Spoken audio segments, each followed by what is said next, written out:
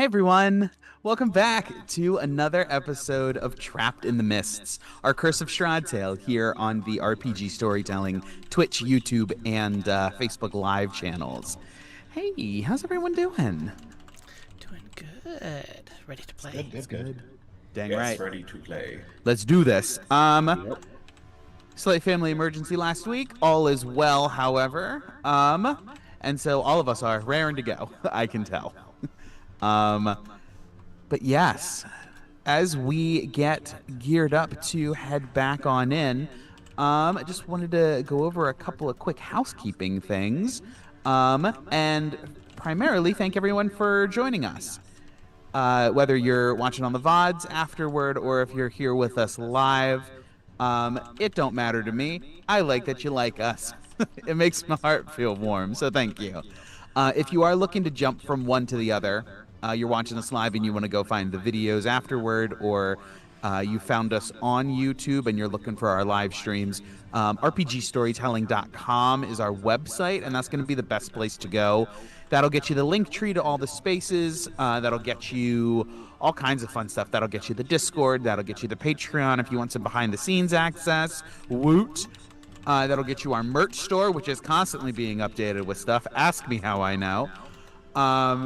Yeah, and like on the website, there's like web articles. There's all kinds of stuff. It's a great place for RPGs in general, not just our campaigns. Sarah, what else we got going on? Anything new? Anything fun? Anything exciting? Well, the always exciting part is the Archivist Codex, which is on our store right now. It is over 800 pages right now, and we're still kind of tweaking it and fine-tuning it and maybe expanding a little bit here and there. But yeah, get your copy for $38. It's a PDF copy, and you'll have lifetime access to download updates and edits and everything else like that, plus all the tools that come with it as well. Let's see, and then I just uploaded to our store over the last day or two some brand new t-shirts that at first they may look the same, but they are all very different. There's 10 different shirts, and they're marked by D1, D2, D3, etc., all the way up to D10. They are called my backstory has footnotes, and each one has 2 different footnotes that are just silly and serious all at the same time, and they're a lot of fun. So go ahead and check those out. They're freaking phenomenal. Ah, man, it's good stuff here. Fun things are happening on RPG Storytelling. Sorry, guys. But yes, fun things are happening here on RPG at rpgstorytelling.com.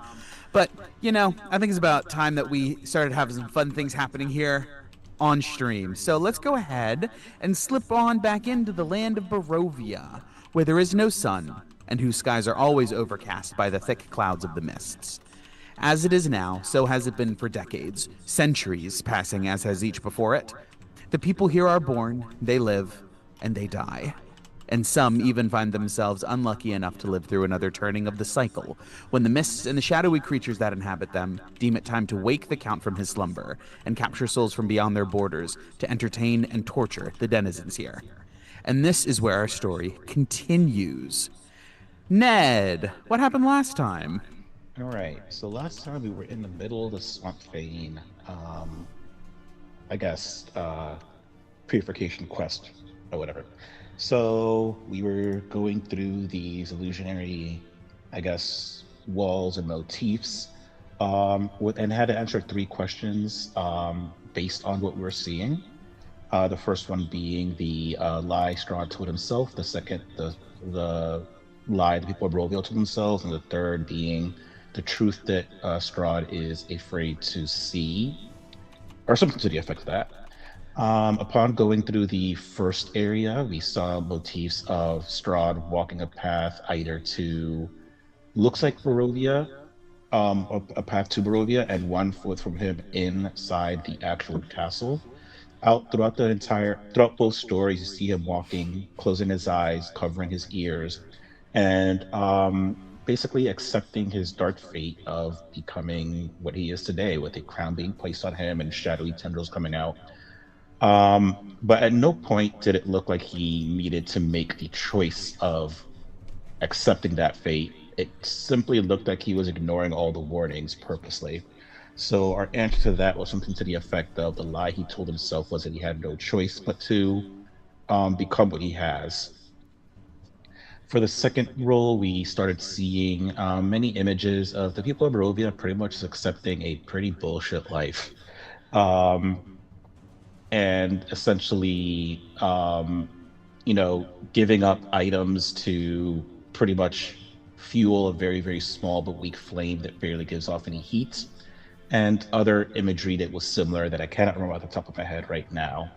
But the gist of this one was that the people of Barovia had accepted that simply surviving is the same as living. Um, Something to the effect of that, unless you can correct me. And that was the answer we gave. For the third, the lie that Strahd couldn't, the truth that Strahd couldn't face. I may need a little bit of help with that because I forget the answer, but essentially we saw what looked like a gate that I forget where it led to, but Strahd's feet were clearly very much planted there at one point or another, and it looks like he made an attempt to turn away but did not do so. Second room had a giant, what looked like a cauldron with 9 stones, 12. 12 pillars surrounding it, each one with either his brother, the lady he's obsessed with but doesn't love but thinks he's in love with, and Vampire, each with a different kind of motif. One where like he accepts the way he behaved with them, and one where like he's kind of like lying to himself about how that whole thing went down. Using a massive strength check, we were able to turn the stones to what was the most truthful thing, and we gave an answer to that. I just forgive me because I forget the exact wording of that answer. The truth Strahd fears that the answer you gave was he was the only one who had a choice and he destroyed everything. Which Correct. is more or less, which is very close to exactly what I have written down. Very much the correct conclusion. So we gave our answers. Ned answered the first, Gawain the second, Yana the third. We wrote these down on a piece of parchment that was provided to us by the, I guess the Fane services. I don't know. Like, they just must have really good assistants. Um, Sir Radavin's dope. yeah, yeah, I guess. I don't know if he did that, or like he's just a host and there's some kind of like secret system we're not aware of. But either way, um, the Swamp Fane accepted the answers and was reconsecrated, which, we all did a victory celebration in our heads, apparently, because we didn't actually express much afterwards, but it's Barovia, so it doesn't matter. Um, Correct. and Everyone we had suppresses everything. Correct. We had to decide what our next move would be. Of course, we do want to go and resolve the mountain Fane, but we have some time in between. So we are going back to the lackey to do, I guess, 1 day's worth, I believe we decided on. Yeah, we need at least 1 day Yeah, for the armor, and then we potentially need another day for Yana and Ivor to be able to finish the alchemical formula. correct. The whole issue being like how fast we want to do all this, because while it does make sense to take advantage of the time that Strahd is down to make these things, it also means that if we go and consecrate while Strahd is down, we'll be less likely to be interrupted because he's being weak and shit. Which is also the same argument we had before. On our way back to town, which we haven't arrived at by the end, but maybe we'll magically be there. We encountered a wooden doll, Peach, which is the, I don't know if it's ghost doll or a possessed doll or whatever, that Ned begrudgingly accepted to carry around, let us know that that doll was a bitch, basically, who didn't like Ivor, and at best hurt everybody else, but like did want assistance, but was also being a kind of an asshole even when we were helping it. Mm-hmm. Um, Wasn't it missing limbs too? Yes. yeah, it was missing a. It was either a right hand or a left foot, or the other way around. It was. I didn't put a right and left to it, but whichever one it was missing one hand and the opposite foot. Mm. Yeah. In any case, it didn't outwardly speak to any of us. It's just that I guess Strahd had, I mean not Strahd, Peach has a doll talking as some kind of feat and was able to understand it. Well, it's language. It's one of her languages. Yeah, it's like druidic, or thieves' camp. So we ended up putting it in the puzzle box of holding for a few reasons. One, it just seemed like the DM really wanted us to grab it, so we just chose to play along because, like, I don't know, gotta throw them a bone every now and then. Two, if this thing was as evil as it was bitchy, then it probably is better for us to have it and not let some bystander take it. And three, because it was so bitchy, we put it in the postal box of holding because then we don't have to really deal with it. And that was it. We are on our way to Vallaki from here. Mm-hmm. There was one other thing just that Riss needs to know. We did go up into the rope trick afterwards to have a conversation. Oh, yes. And Strahd is pulling some brand new shit, so we have a new thing on our rope trick standard operating procedures. It's detect magic, non-detection, see invisibility, then rope trick, then spirit guardians because he let fucking bugs in and was going to spy on us that way. So we had to bug zapper the entire motherfucker. Which I still think might be against the rules, but I don't know. It's in the book. What can I say? Strahd has eyes everywhere. Ears everywhere else. Fair. I mean, Yeah, at most, only 8 things can be in there anyway, so... That's what I was about to say, because only 8 medium-sized creatures can fit in there. It's 8 medium-sized. Once you start getting into insects, then it's... Or frogs. There was a frog that somebody squished. Ivor was actually arguing to keep it alive, but everyone else was like, it's a traitor! Kill it! Look, we've learned the only animals we can actually trust in Barovia are ravens. That's it. Okay. All right. There's precisely one, yeah, and not even all ravens, I think. Probably just the ones we're allied with. Hashtag not all ravens. Hashtag believe all ravens. On that note, yes, you guys are...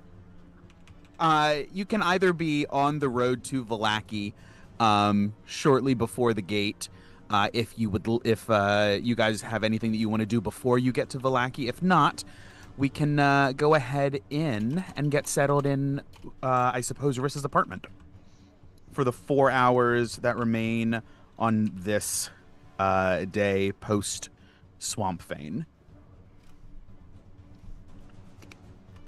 Okay, let's see. Oh, I put a list in no DM chat. If you guys can look at that, just make sure that that's all of our objectives that remain. Yeah, I did look. I think that's everything. Okay, cool. Yeah, so I think our plan is just to get back, spend the day doing whatever, and then do armor the next day, and potentially alchemical formula the day after. Okay. Sounds good. Go ahead and give me a roll for, we'll call this Arcana from Yana and Ivor for day 0.5, noon to 5 or whatever, 1 to 5. I'll give guidance to Ivor. No, to Yana, because Ivor can give himself guidance. Okay. I will give. So let me make sure I have my Bardic Inspirations left. Yeah, I will give my last Bardic Inspiration to Yana. It's 23 for Yana, for the Arcana. Once D&D Beyond loads, so I know what to add to this, I'll give you that. 9. Nine. What are Yeah, we? you had 9, Ivor. They're alchemicaling. Oh, okay. Yeah. Guidance. Come on, be a 4. Yes. All right. So 4, 17 plus 4 plus 9. Oh 30. boy, yeah, that's a lot. Yeah. 23 and 30, that's absolutely on point. So let's see. Walking through it. You guys stole from the tome the cookbook that Morgantha the hag used to make Strahd, Yep. so that you can back it up and reverse engineer how to unmake Strahd. Back that ass up. Yeah. Yeah, baby. Mm, He do be dummy thick. And Is that he? is Have we what described him as that? he wears plate armor all the time. You don't know. However, that is the secret. You need to unthicken him. No, I'm kidding. That's where he keeps all of his fortitude in I'll them tell you cheeks, what. though. And Ned would do a lot of things. He would never unthicken a man. That's like the only. It's like that's a line he will not cross. Yeah, that crosses a line. I have honor, darn it. No. So as you guys are looking at it, Strahd, you're able to figure out that, as you may have surmised, Morgantha did indeed realize that Strahd's form would not hold the power of the Thanes in its current orientation. He's immortal because Vampire sustains him, yes, but that's like pushing too much electricity through a circuit. It's going to burn out, and it just can't hold it. So what they had to do was go through every system, every element of his body, and fortify it. We're not talking cells and atoms. We're talking like chakrams, metaphysical sort of ideas. That is where Morgantha really focused, and was able to find or concoct alchemical elixirs that boosted those sort of things. Think like a mana potion, where it gives you back magical potential. This alchemy gave him psycho tendencies. Like psycho and sort I'm looking for arcano capabilities. Rewrote the pathways, organized things, created structures to channel the power that was flowing through him. And you're starting to understand what she wrote well enough that you are identifying potential weak points and potential failure points. You have enough understanding that you're starting to figure out, okay, this is what we can do to disrupt it.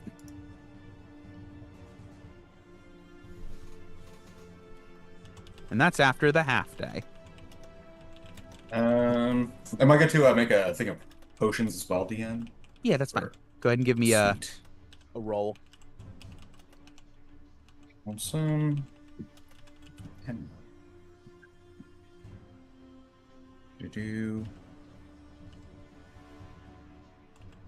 That's 25. 25. All four go off without a hitch. Dope. Potions. Oh.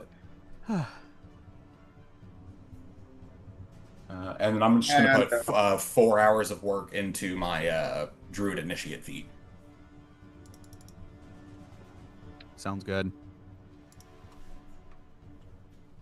Okay. Ooh. All right.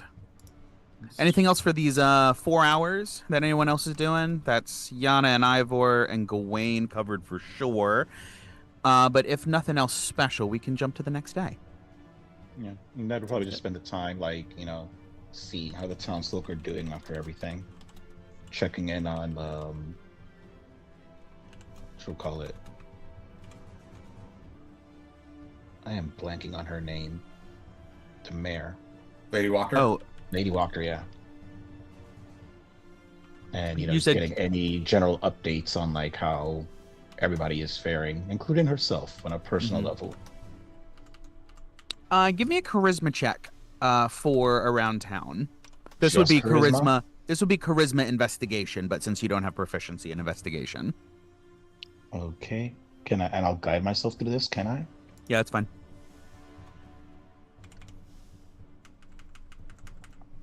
That's 16 before the D4. 18. You are recognized very quickly on the street. A lot of people don't necessarily go out of their way to like come up and shake your hand like a celebrity, but it's what's the word? You're recognized. You're given everyone sort of like nods and waves. There's a lot of deference being given your way.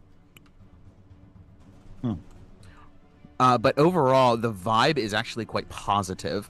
There's been a number of situations that have arisen in Vallaki, especially recently, but you guys have dealt with them with like surprising efficiency and very low loss of life. Of course, there's a couple of people here and there. It's a high combat situation. But not only would it have been far worse without you, it also could have been far worse even with you. You guys present, and you have done a very good job, and everyone knows it. Mm-hmm. Aside from like that general vibe, like what are people like mostly doing around town, like fixing things or what exactly? Yes, the primary activity is repairs. There was a lot of structural damage, a lot of fires that literally needed to get put out, and then the damage addressed. A number of businesses were affected and are closed, obviously. But people seem to have come together. The community aspect of this town, which really hasn't been present up until the revolution you guys incited, seems to be starting to come back, and neighbors taking care of neighbors. You guys have inspired a care for each other, and which is predicated on a hope for the future that things will be okay and they don't have to only look out for themselves. Give me an insight check, Ned. Okay, I will also guide myself through this one. Mind you, so throughout while I'm walking and I'm seeing like people fix and do stuff, I will use a combination throughout as I'm walking around of mending, mage hand, mold earth, shape water, to like assist in fixing things. I'll use vortex warp to if someone needs to get to a higher place or a lower place in order to fix something to get them there quicker. Very nice. I'll use summon construct to have an extra body for an hour that can help in any task that somebody needs. Awesome. And I'll also use fly, not on people who have never had any experience with magic, but anybody who maybe has, to also assist them in getting to place if need be, as I just randomly go throughout. Okay. It's quite the sight as Or suddenly... I'll fly myself. And I would tell them before I do it. It's not suddenly. Of course. Okay. Yes. But around town, as you sort of like meander through and just sort of get a vibe of everything, there's people like in neighboring districts. They see people flying around up above the rooftops, and these other individuals across town are very confused and they're not sure what's happening. But it's not altogether unheard of for crazy nonsense to be going on, so they assume something's happening, but it's very like head scratching, sort of like cock their head at it. The individuals that you interact with are very appreciative and really really enjoy that you are there with them. Okay, and then I'll make that insight check. Glad I took proficiency in it. Still a +4 only, but it's better than the +0 I had before. Okay. And before I roll, any chance I can somehow get advantage for any particular reason that makes sense to you? Yeah, for sure.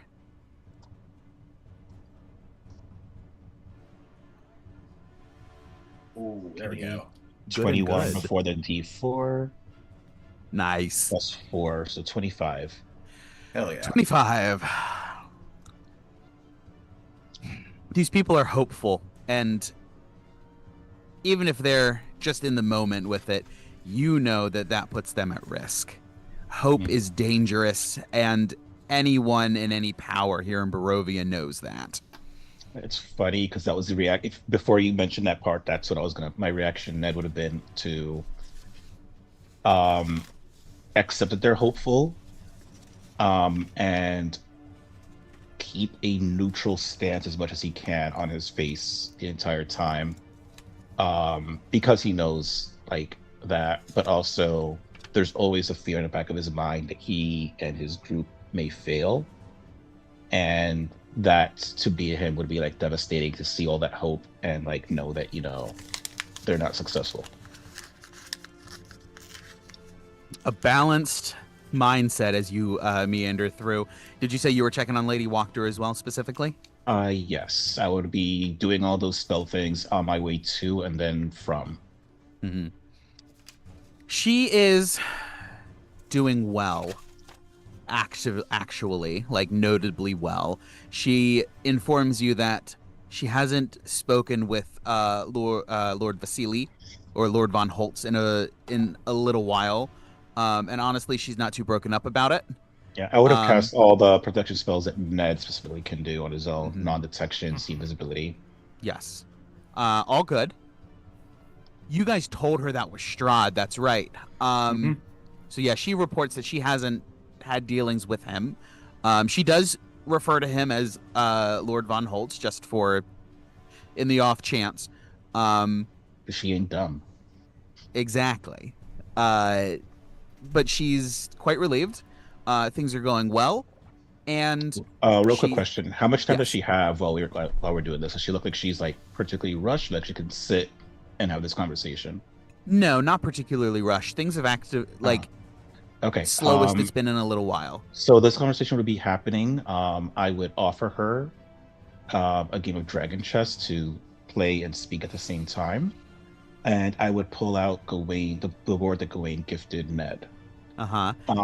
And the main purpose being that we very much said that while we do have this business thing between us, she is a person that requires friends, and we stated we'd do stuff like that. So She Yeah. chuckles to herself just a little bit. I do appreciate that you are always looking out for me and everyone, but also on the like as a person.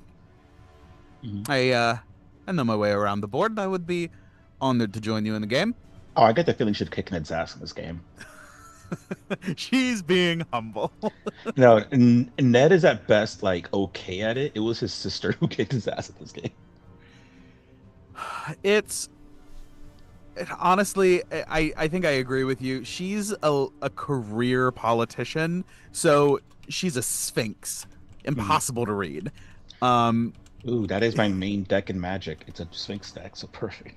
It is wow. What it is, everything comes full circle. What can I say?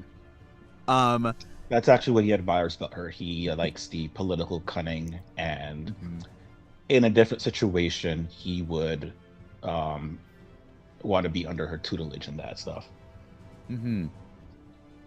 And she discusses just in general how things have gone.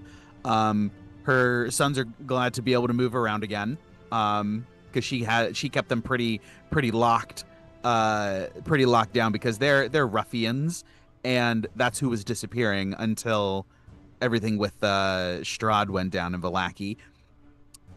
Um, and she echoes the concern you have for the city. Things are going well, and historically in Barovia, that does not bode well. It has been quiet. Um, it's been routine, and she is grinding her teeth waiting for the other shoe to drop. Yeah. And the shoe, in fact, will drop. That's definitely the case. But we intend to do as much as we can beforehand while he's off balance. Absolutely. It's strike while the iron is hot, of course. She says as she like takes my, one of my Yeah, pieces. exactly. Dink, and then, yep. If you come for the king, you best not miss. I promise I'm better at this on the battlefield. I'll say another piece. There is something to the thrill of the adrenaline coursing through you that sharpens your senses, of course. Absolutely. And she sets up a little thing that turns out to be a bluff, which does not end well for you. Yep. But it is a good game. Perhaps not from a strategic point of view, but it was good for the soul. Both of you guys having a chance to really connect as people and take a moment to slow down and enjoy the time face to face, because you never know what's going to happen in Barovia. So you take what you can get when you get it. Gotta work on our persona style social stuff too, you know? Yes. Tracking the environment of the town. Yep. Mm-hmm. All right. The evening wears on.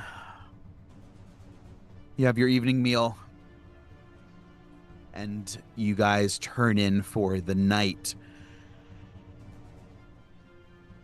I'm sure for some of you it's restful, and perhaps for others of you, it is anxiety provoking, knowing what is coming down the pipe for you all, as well as trying to anticipate what Strahd is going to cook up in the meantime. Hopefully you can get it moving before he really has a chance to solidify everything. Visions of little chibi Strahd running after little chibi party chase each other through your dreams. And in the morning, the sky brightens as it is wont to do, and the day is yours. You said you were doing some more downtime? Yes, today was the day we were actually going to enchant the armor. Mm-hmm. The two breastplates and the cast on cast off plate. Mm-hmm. Which really, unfortunately, those are good. Oh, I was just gonna say, unfortunately, Gawain is literally the only one who can't work on it. But also, like you said, that a 9-hour workday was fine today. Yeah. So, Gawain's just gonna work on for 5 hours. Gonna work on his druid initiate feed, and then use his last little bit for whatever anyone else needs. But that was generally the plan for today. Sounds good. So, crafting and that's the breastplates and the full plate, correct? Mm-hmm. Correct. So those just take time and intentionality. Mm-hmm. Working together as a team, you guys are able to chip away at it slowly, bit by bit.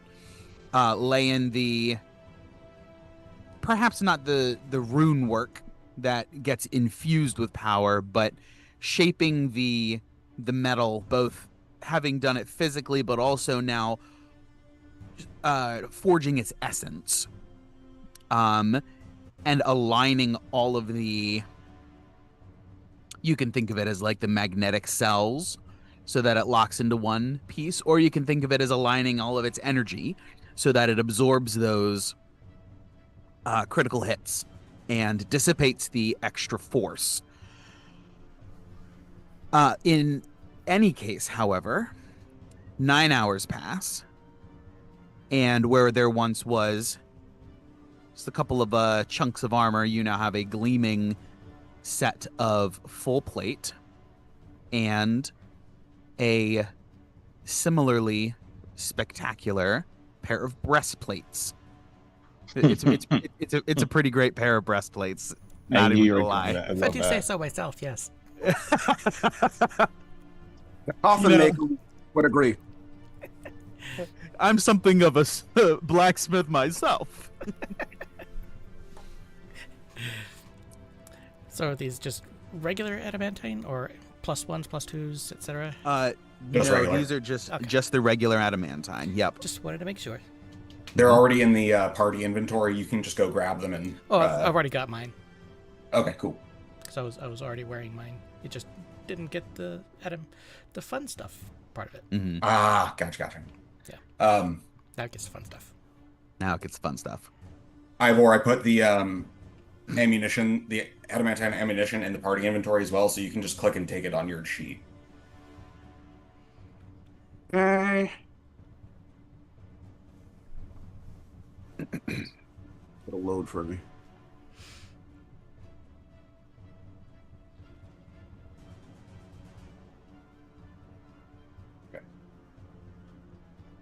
And Gwen, I assume that you are going to swap out your armor immediately.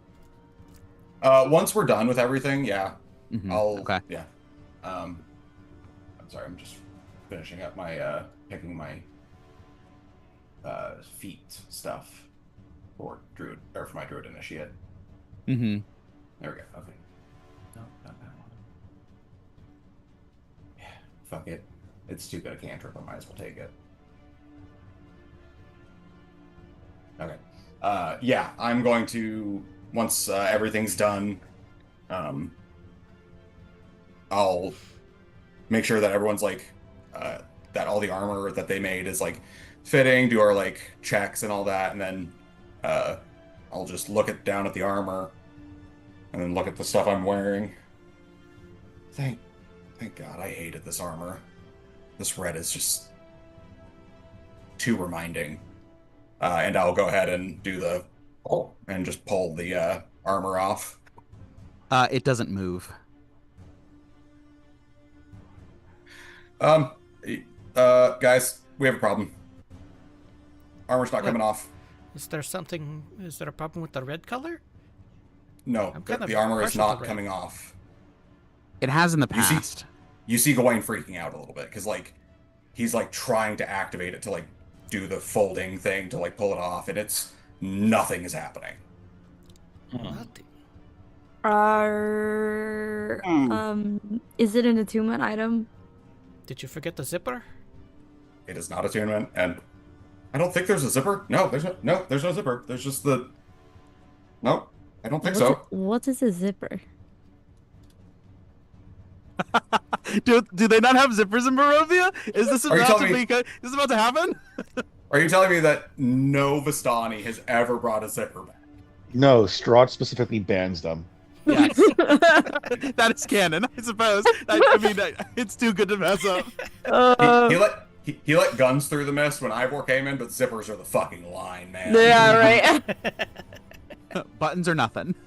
Yeah, Caesar zippers and walking around. He's oddly, Fucking automaton. he is oddly puritanical about this, by the way. Mm-hmm, mm-hmm, mm-hmm. Oh yeah, that's the main things. Ivor like specifically made sure that the new armor has is a ripcord. Well, that's one of the things we designed into it. Yeah, was the cast on / cast off. It lets you don or doff it as an action. Yep. I forgot to long rest. Okay, but this armor. I'm assuming you said we were on the next day, right, DM? All right, just want to make sure. Right. How do you normally take this off? You guys have seen him do this like exact motion, fucking hundreds of times at this point. Like, It's very much the if you guys have seen Iron Man, was it Iron Man 2? I Mhm. think with the suitcase. Yeah, with the suitcase, like how he like puts the gauntlets in and then pushes it to his chest and it just kind of expands a little bit. It's not like purely like mechanical. It's like vaguely slightly magical, but not like, Mhm. full like magic girl transformation, It's unfortunate. I know, I wish it would be. Give wrist time. Sailor Sun.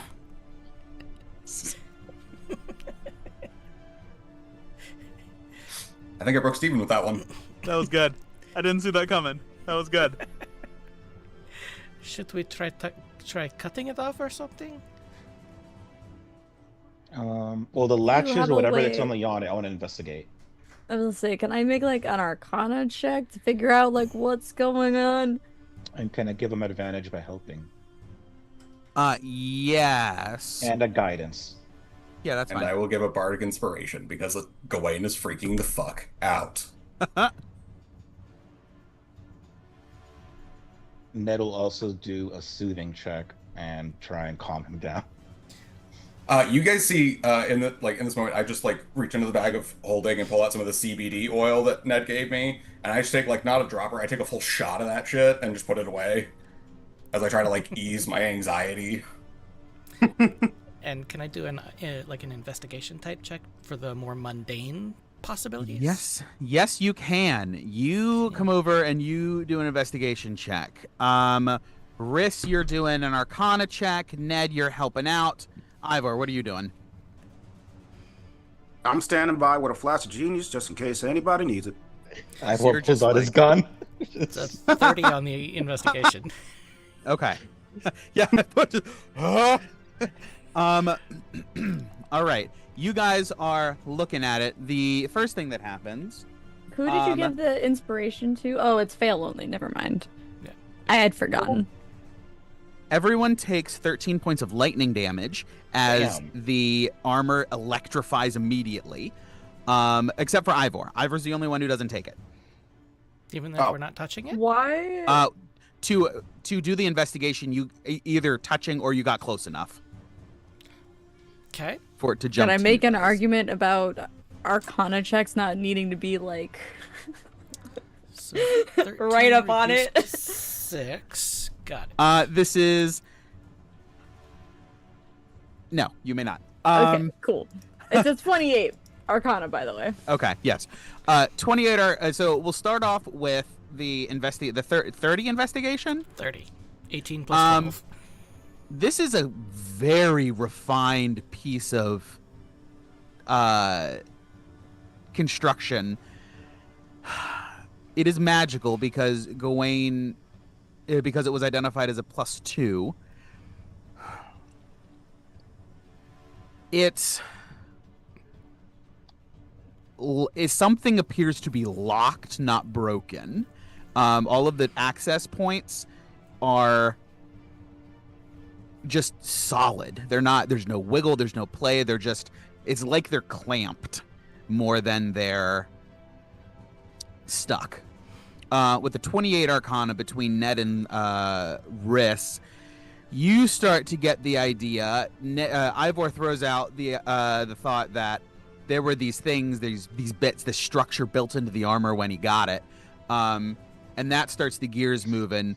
Ned and Riss, there's a very real chance that Gawain's been wearing a golem the whole time, disguised as perhaps something akin to animated armor. Okay. I have a dumb question, DM. A dumb question. I got a dumb answer. If I were to attempt to, I don't know, Misty Step, could I do that out of my armor? I'm going to say no, Okay. only give it a shot. because it has gone with you Temporary. before. It's gone with you before. Yeah, in this way, it counts as both a creature and an object in many ways. Okay, so I couldn't vortex him out of that either. So, like, if normal armor would go with you, this will go with you. Well, this is like trying to like specifically go without it. That was the question. Like, leaving all of my shit behind. That was. I don't. If not, it's totally fine. I'm gonna say no. Actually, it's a decent thought that occurs to you. You go to try to perform some of the somatic elements, and the armor fights you, and you can't move properly to finish the spell quickly enough before the magic escapes you. So, is this like one of those golems that normally has like a control rod or something? Or no? From your arcana, this is more like animated armor. Got it. Is this dispellable? Potentially. With that roll, you know that these sort of things generally are either dispellable, or if you have some way to create like an anti-magic field, that often will disrupt whatever it is that's going on with these things. Everyone's sort of taking a step back. Gawain, you take another 11 points of lightning damage. Okay, I'm gonna attempt to dispel magic. Based on that 28 of Arcana, do I have any idea like what level of I would need? 28 Arcana. This thing is gonna fight you. It's gonna try to resist. The higher spell slot you cast it at, the more difficult it's going to be for this thing to basically stay awake. But I do not have a number for that. No, it's gonna. It'll probably the DC will scale with the spell level. Above table is going to be something like effectively this is dispelling it at a higher level than your dispel is being cast at. Well, because I can cast it, I can upcast it. So I need to know if I need to. Now I know I need to upcast it. So third level is like the normal, and then other than that, like if I cast it at third level, then I have to do a check for anything higher. And if I cast it at the level that is appropriate, I don't. So this would be considered like, rather than having an actual level to the magic, we'll still go by that DC of like,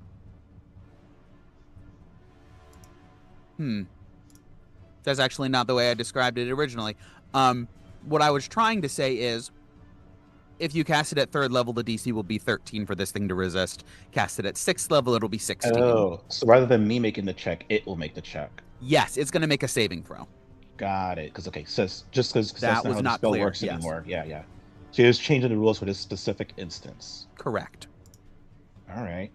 Normally, it would temporarily dispel. You guys have done that before. Since this thing is animated and conscious, and it doesn't have dispel susceptibility, but it does have anti-magic susceptibility, it's sort of like a halfway. That's fair. Damn, that sucks because that makes it weaker than my normal saving throw. Can I use heightened magic, which normally gives people disadvantage? So even though it won't be my spell save of 20, it'll be at best 16. I'll give it disadvantage at it. Yeah, that's fine. Okay. Do I get the notion that damaging the armor, or at least free? I'm so sorry. Hold on. Sorry, 1 second. I just looked at the description again, and this actually rules more in your favor, Ned. If it's targeted by dispel magic, it makes a con save against your spell save DC. Oh, okay, cool. Then Sweet. I will certainly heighten it to make it get disadvantage. I hope its con is probably high because everything's con is high. Before you roll DM, yeah, I have a question. Yes. Do I get the idea that potentially damaging the armor in a way? Gawain is at the point where he can feel it fighting him, and he's starting not necessarily to like panic, but he sees Ned start to like do the somatic components and cast a spell. Gawain's thought process is, if I can distract the armor somewhat, it might help Ned. I would like to pull the sun sword, ignite it, and put it against the armor. Okay. Just to like superheat it and attempt to distract it, weaken it, whatever the fuck it is. But he's just trying to help Ned in any way possible. Give me a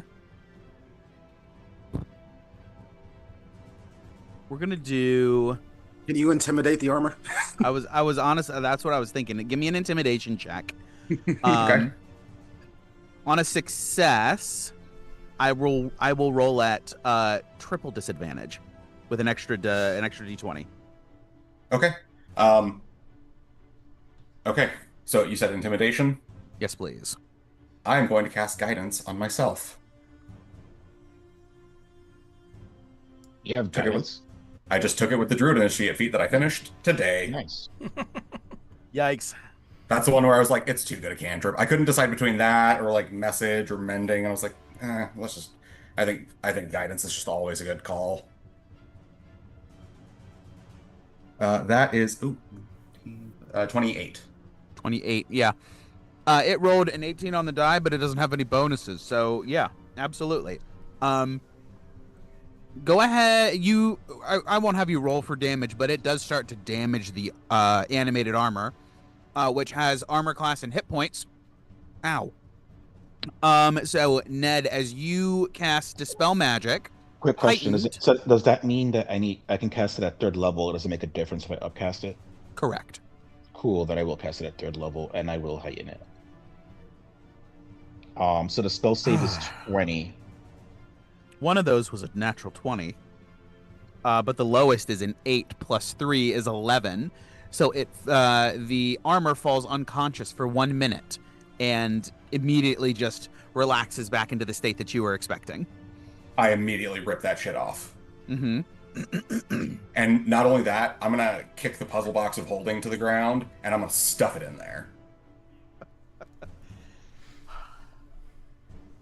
Careful You that can the do doll doesn't pop out. You can do it piece by piece. I've described it much more Iron Man-esque, but here on the art for the animated armor, I'll post it in the chat. It definitely is. You can break it down by sections, and there's like floating bits. So I'll give it to you. Give me a dexterity or a sleight of hand check, just to see how quick you can do it, because it's only down for a minute. Fair. Sleight of hand. I have a +2, and I will guide myself again. Oh shit! That's actually kind of cool. Cool. Huh. Okay. Ew. It's an 11. 11.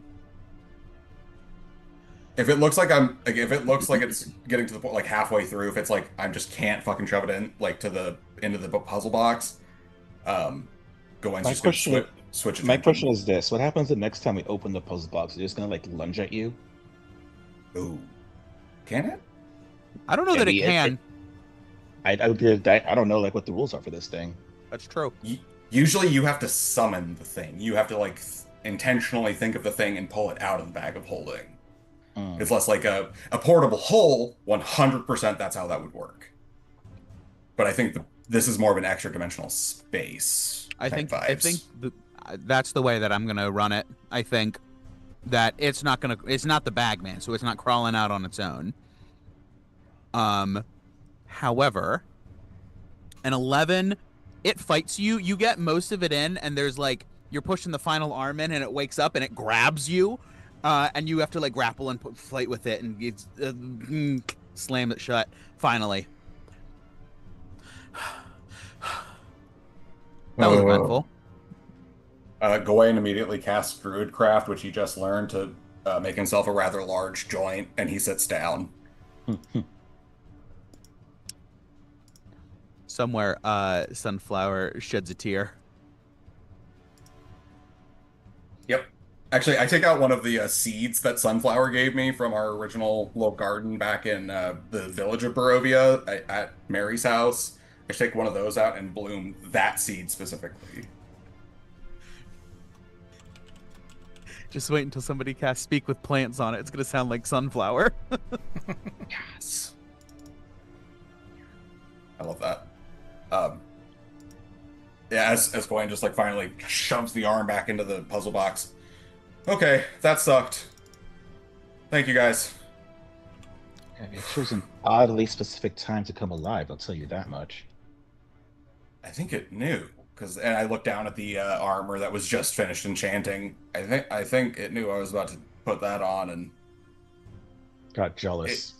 yeah, it seems a lot like obviously alive, but apparently sentient.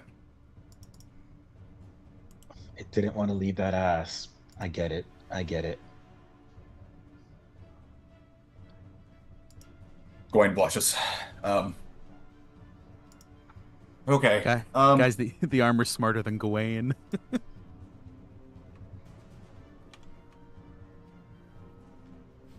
Um,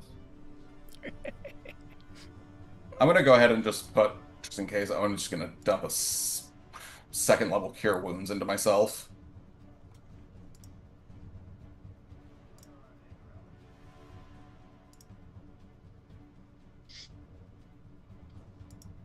Well, Okay, I think that gets me back up to full. now that we got the It bullshit does. out of the way for today, Do you think that's all of the bullshit that today has? I'm sure Let me we'll probably clarify. get more waiting. now that we got our morning bullshit out of the way, uh,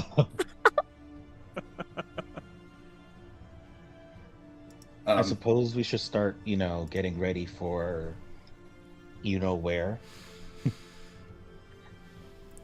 um, yes, we should. Should we have a private conversation? Don't know that we need Or it, right? I mean, that we're just gonna go, correct?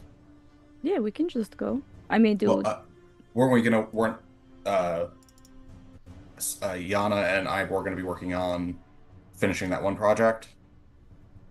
Oh, we're doing that first. I thought we were just gonna do that stuff today, with the mountain fame. That was out of character, I assume. Yeah. Okay. So, let's see. Put the did you list. want to do the things in the order that you sent the list in? That was the assumption I put it in like what I thought the order was going to be. It just made, that's what made the most sense. If you guys think something else, like there's another order, I'm absolutely open, but that's just what I had thought was the most optimized order. I don't disagree. Okay, that's fine. Because aren't we in we do the Mountain Fane and we are going to be fighting Strahd pretty quickly after that kind of vibe? Yes, absolutely. Okay.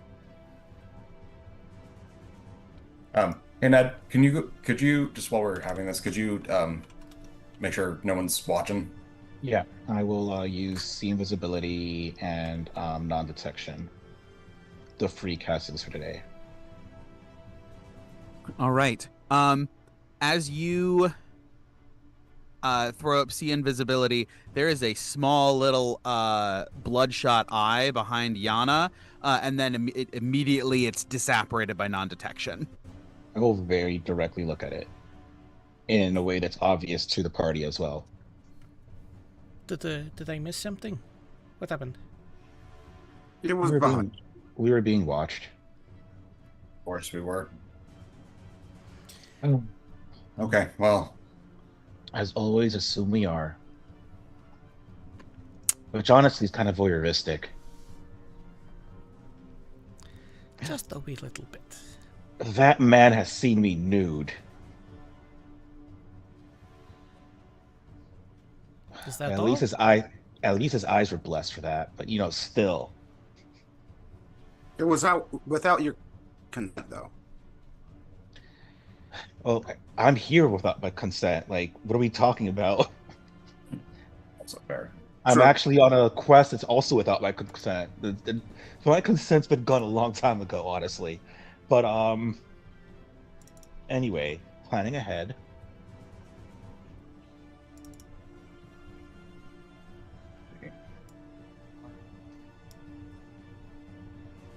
He says, looking at Gawain specifically. Sorry, say that again. Planning ahead.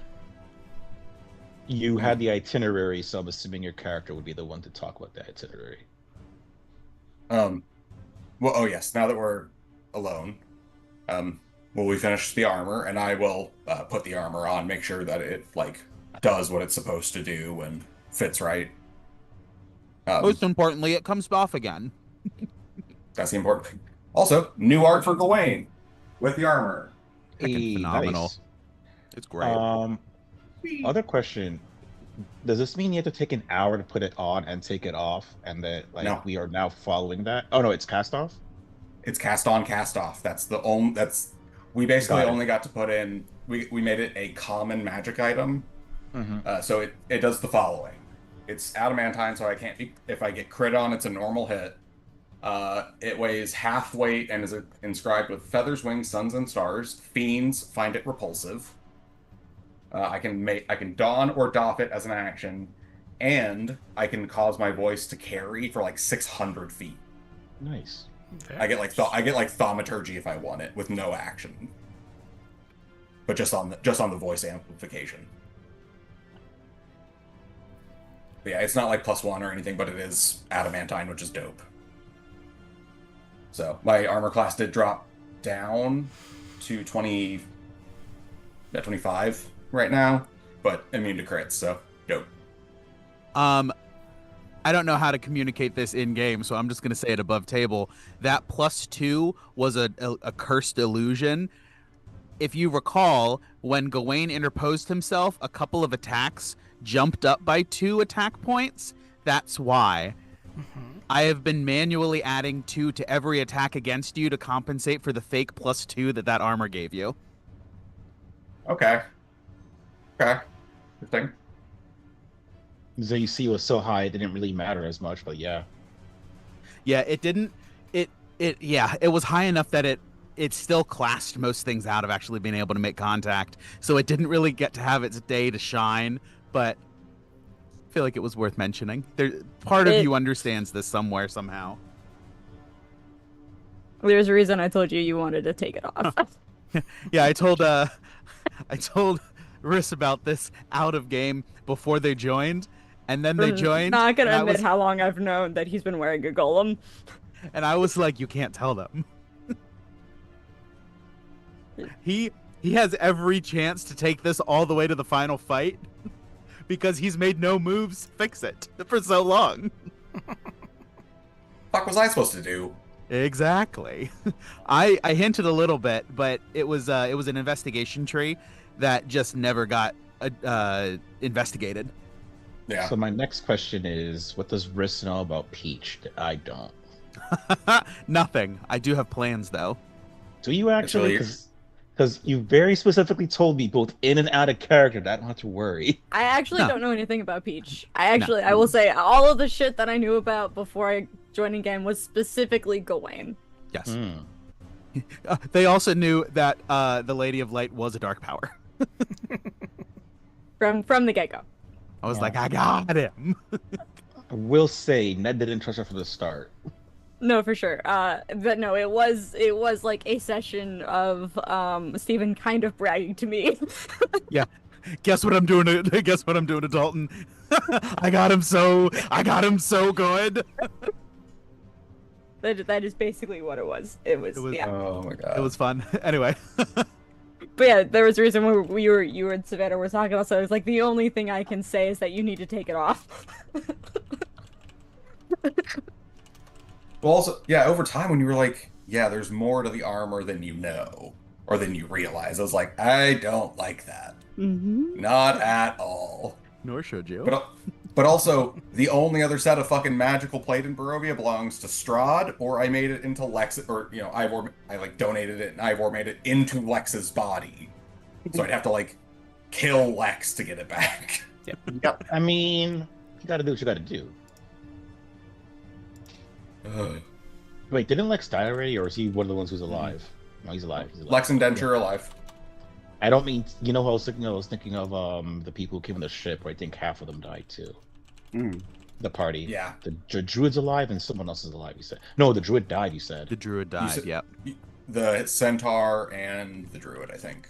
The druid The is I thought it centaur was is the Centaur. druid. Oh, the Centaur was the Druid? Oh, Yeah. okay. The only one that you can confirm died was Eustace. It sounds like a number of them did, but there's only one centaur in Barovia. Was. Yeah. There was. Yeah.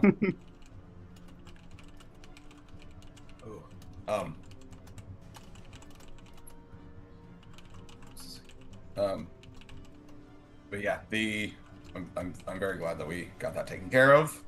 That would have been very bad to deal with in the moment if we were also fighting, I don't know, Straub. Really, anybody at this point. Well, yeah, but just was it like hard for me to move, or like was it like just like locked into place essentially? It was, you could tell it was actively fighting your movements. Okay. So it would have been, you would have had disadvantage on everything. And that would have been its action, or it could have shocked you with its action. Oh, that's And bad. it would have auto hit. Technically it's a ranged attack that it fires out, but I was like, there's no way this doesn't hit. He's in the armor. Yeah, no, that makes sense. Yeah, it would have been disadvantage on everything, other than like intelligence, wisdom, charisma, maybe. Or you would have been taking 3d6 damage every round just for free. Damn. Fun. That is no bueno. Be glad you got rid of it. Oh, that being said, is everyone okay? Do you need any healing? Anyone? No, I'm good. It's a minor I'm- hit. I'll be I'm okay. alright. Yeah. Static this- shock, but that's about it. Was that first thing in the morning or last thing at night? This was 5 hours into the day. 5 hours Or no, into sorry. the day. No. Sorry, that was my druid initiate. This is the end of the night. That's what I thought. Okay. I have 4 hours to put into something, and I just don't. I'm not sure. Wait. And above table, are we heading out, or am I working on the voice box? We were gonna do the next day for you and Yana to work on the alchemical formula. Okay. So round 2 of that. All right. Yeah, because I think what it was supposed to be 40 hours total. Mm-hmm. Yana had just done 16 on their own. Or no, sorry. That's what I had Yeah, done 16 as on their of the own. end of that 4 hours. Coming back. That to brought this. the total to 16, yeah. Yeah. And then you worked on it as well, so that should be that should put us at Another 8. 4. Yep. Well, no, it was 16 as of the last downtime. This 4 hours doubled because 2 people were working on it, is another 8 to 24. 24. Yeah. Yeah. And then So another 16 hours remaining. And then another 16 will get you all the way to 40. Yep. Okay. So if you guys spend the next full day working on it, it'll be done. I'm Sounds fine with good. that. Well, I think the flesh golem is a fucking great idea. I do. I just don't think it's. Oh, it's down the It- list. Yeah, it's down the list definitely from weakening him with that formula. Hmm. And go ahead. Oh, sorry. Go ahead. With those second, Be with right that back. second full, not a worry. With that second full day, you guys are able to formulate a game plan and start doing some basic testing. Unfortunately, you don't have anything to test on, so this is going to be theory until it's game time.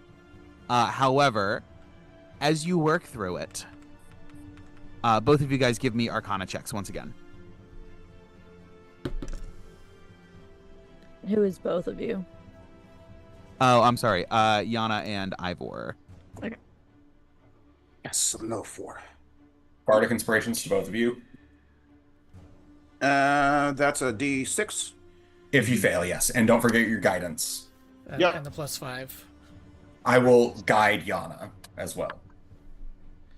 That includes the +5 this time? No, that's a saving throw. Oh, okay. Yeah. So Arcana, so that's 3. 6. So that between the normal roll itself and the Arcana, plus the guidance, that is 26. 26. 23. 23. Both successes.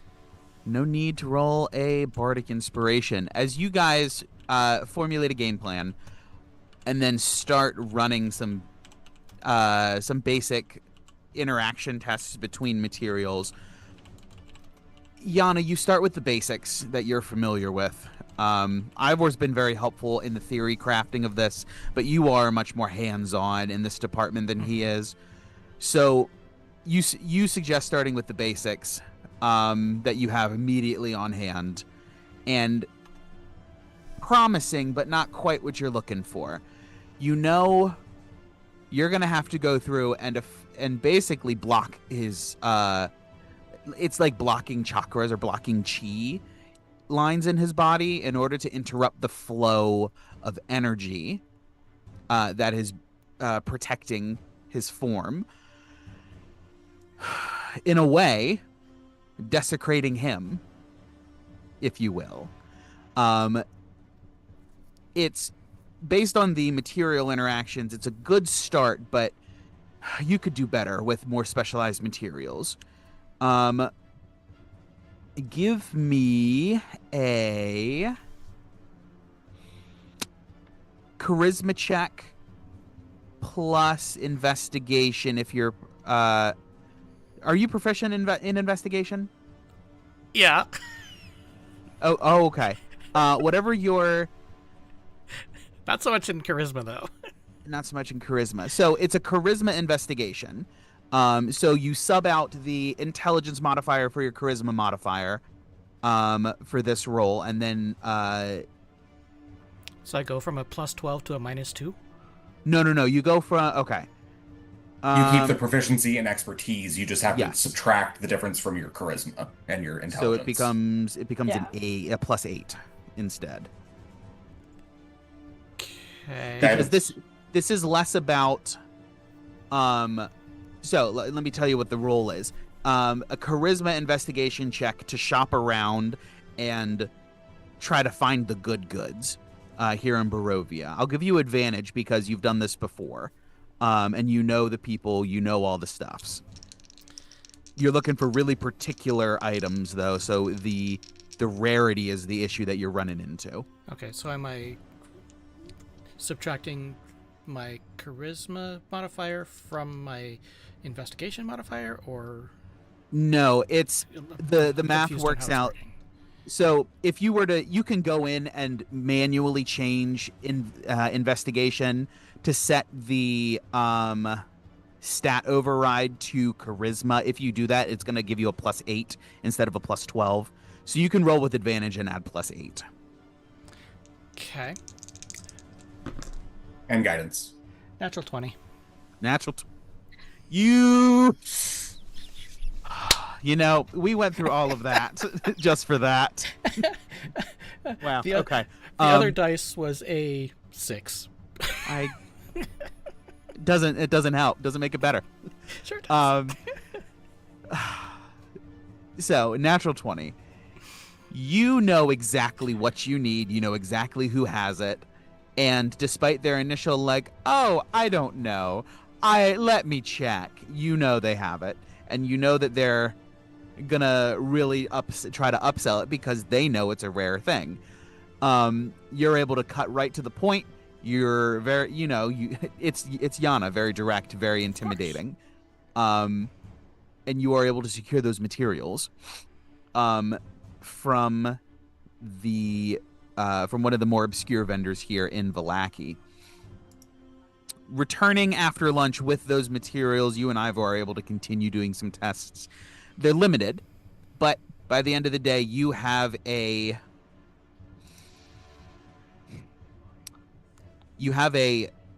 idea and a formula concocted that you think would do the trick. How do you think would be best to dose Strahd?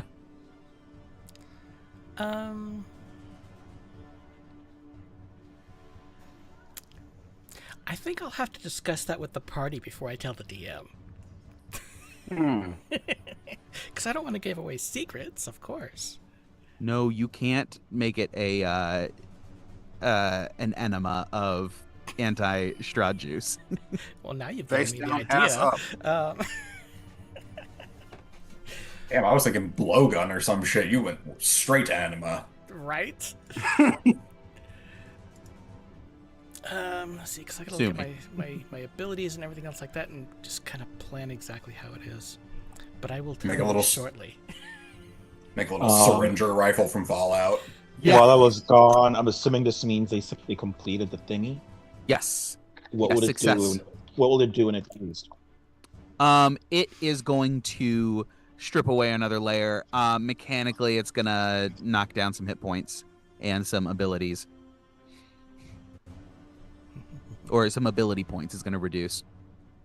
Okay. Okay. Um,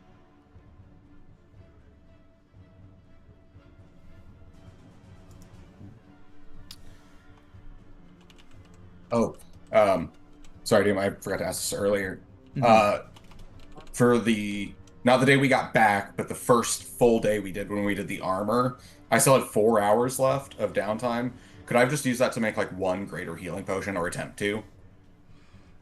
Yes, that's let me look. Can't remember how long it takes to because we do. It's a lot.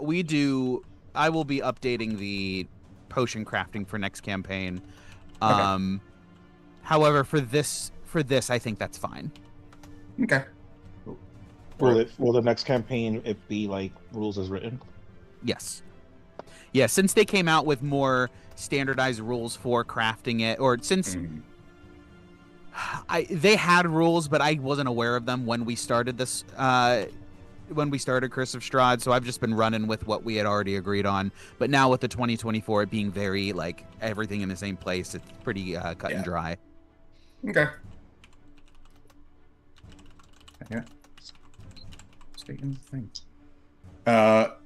It's like a 28 with guidance. Yeah, Okay, easy cool. enough. It's a little bit more. You have to get into like distillation and concentration. You have to borrow some of Yana's tools. Luckily, she's using the more advanced bits. You get her. Whatever the my first chemistry kit. She's like, here, you can use this, and that's exactly what you need. My first alchemy kit, I should say. Love it.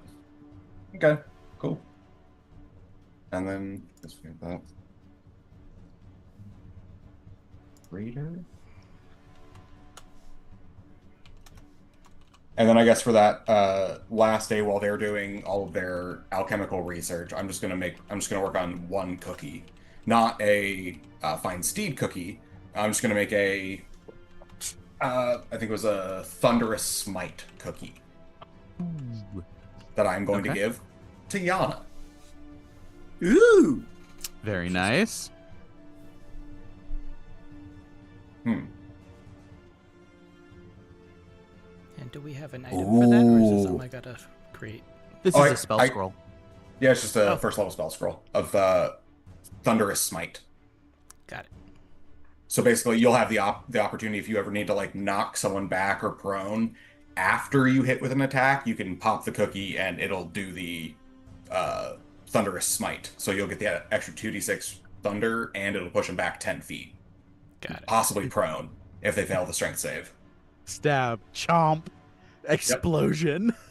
I like to think it's more like, okay, no, that's mean. Is that mean? I don't know.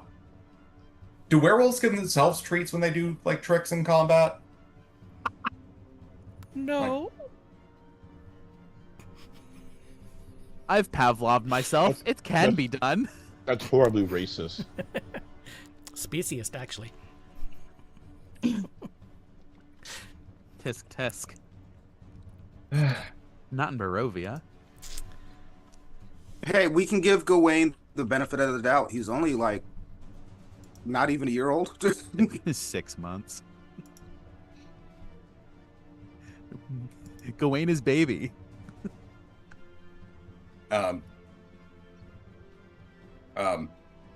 Yeah. So let's see. Into thunderous smite.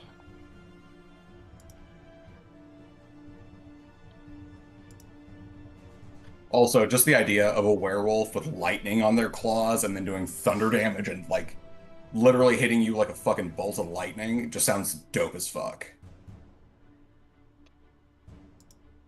I appreciate how much the DM is shaking his head. It sounds nope as heck. That's what I'll give you that. Yep. I would bring up a character named Volabear, but none of you, I don't think, plays League of Legends, so never mind. No. Someone in chat will Right. get it. Yeah, they will. Does that cover downtime? Anybody else have anything in particular that they wanted to work on? I know Gawain he was just going to approach Ned after he was kind of done for the day. He wanted to, I'll just walk up to Ned and say, I know we haven't really gotten a chance to like actually hang out in a while. Like we've just kind of been running from thing to thing, saving people, and really haven't had a moment to breathe. He doesn't know that you just played chess with Lady Wachter. He says, would you like to play chess? We haven't played since the tournament we had months ago. Oh, I'd love to. I'm gonna bring out all the tricks that I saw Lady Wachter do. Gawain absolutely gets his ass kicked. I think the only way he knows how to play chess is purely to protect the queen, and that is it. Like, as long as he keeps the queen alive, he believes he's winning, and then as you're like completely fucking outmaneuvering him.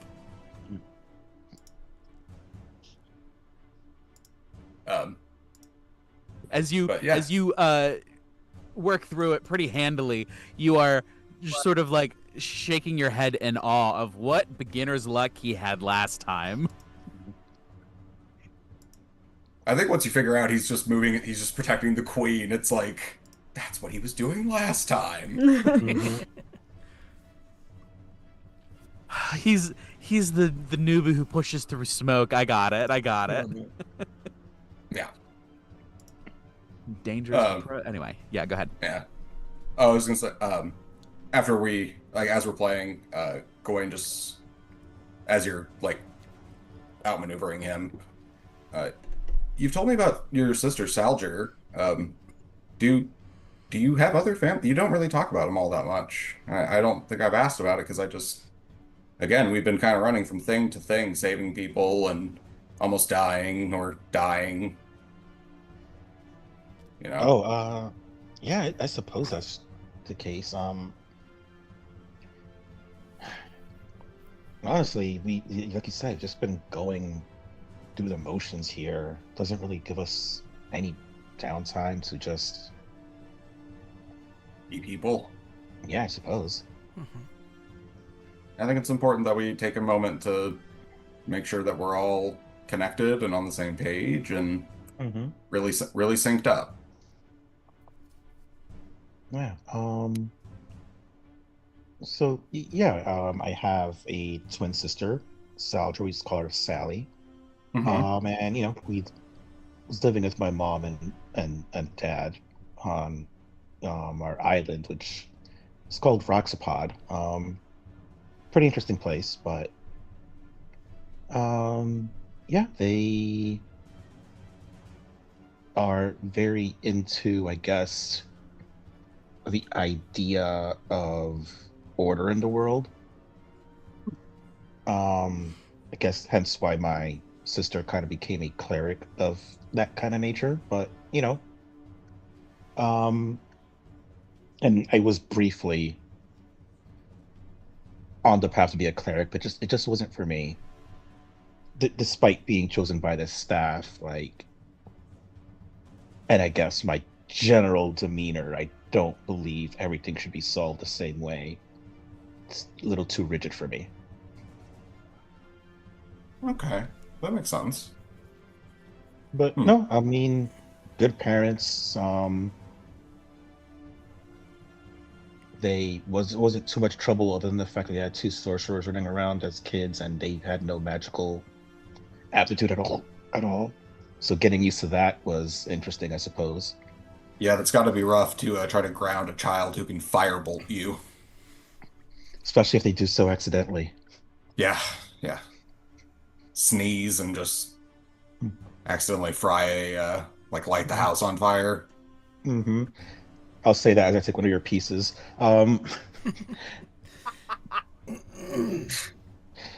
Yeah, it's actually kind of why I appreciate Riss in a way.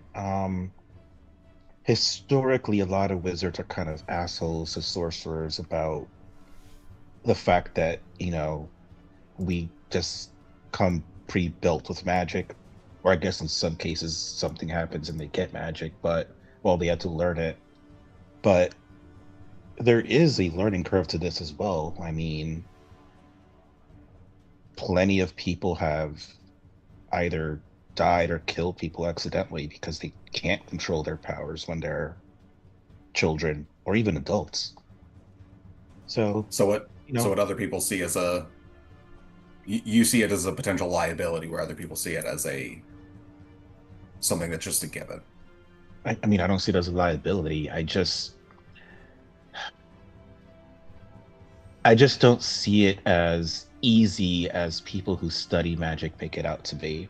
I'm not saying it's Mm. the most difficult thing in the world once you have it under control, but you know, there's a general pretentiousness that a lot of wizards display about having to study it so hard, and that people like myself are really lacking in that aptitude, and that they feel better about themselves about it or try to put us down. you know, Risk hasn't really given me that, which is great. And not that all wizards do so, of course, but it's it's a stereotype for a reason. Yeah. I mean, granted, I'll say that a lot of people who are born with it can also just be assholes, but who isn't an asshole? Hmm. Yeah. Everyone has their bad days, I guess. Mm, Everyone has the bring it. capability of being an asshole. Yeah. And I'll tell you who's more likely to be a lich. It's not me. Yeah. It is nice to know that not that I am incredibly concerned that Riss is going to become a lich, but also it's nice to know that like with Lichiana, you can still be a nice person and have the and still like two things can be true at once. I don't know that Sean's a nice person. I just think they're not focused enough, and they're unable to focus enough to really put into plan anything. Keep in mind, we can't use our full real names around them for a reason. Yeah, I suppose that's true. Despite And on a Sarah topic really of wanting risk, to. and on a topic of risks, I could see them wanting to become a lich someday. The right things are set in motion.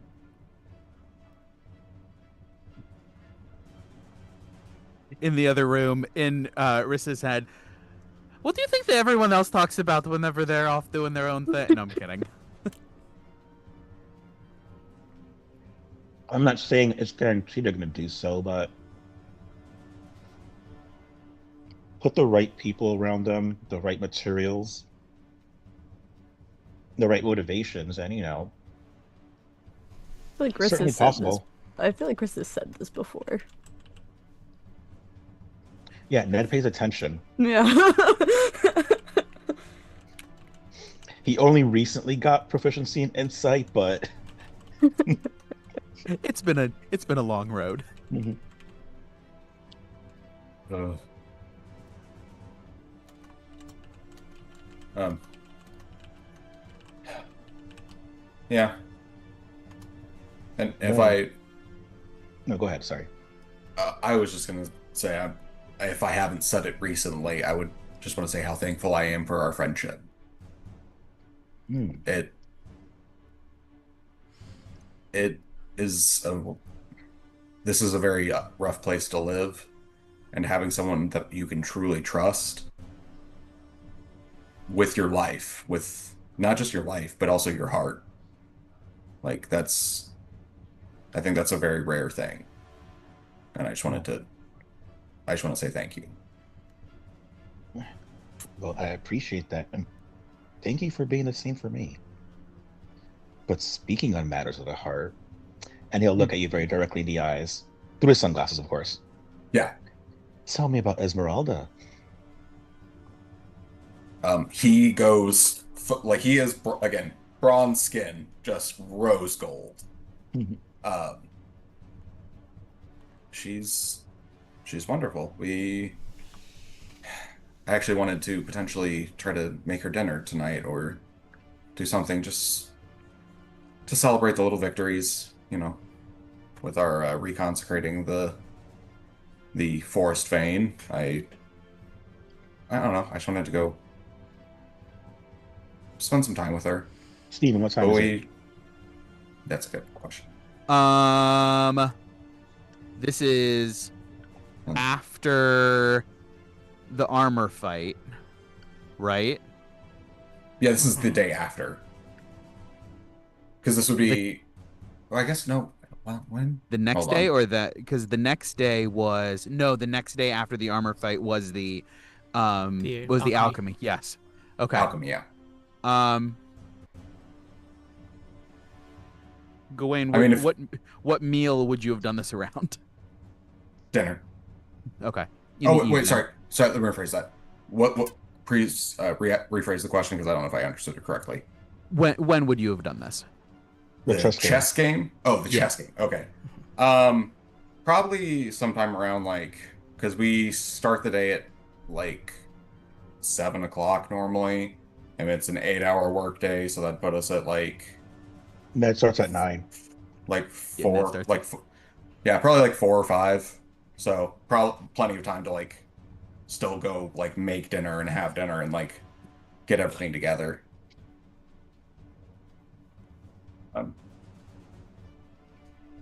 She's very wonderful, and she didn't know that me growing and shrinking was involuntary, actually, which was fun to explain. I haven't really had the opportunity to tell her about... Oh no, I guess I did when we talked. DM, just for clarification, when we had our talk, when we stayed up until 3 in the morning talking, I would have told her about my growing pains as well. Okay. Yeah. That one would have come up. How did she react in that manner? She was surprised to hear that it's not a seamless process. And she didn't reach out to offer comfort, but she did that's tough. That's rough, buddy. Okay, understood.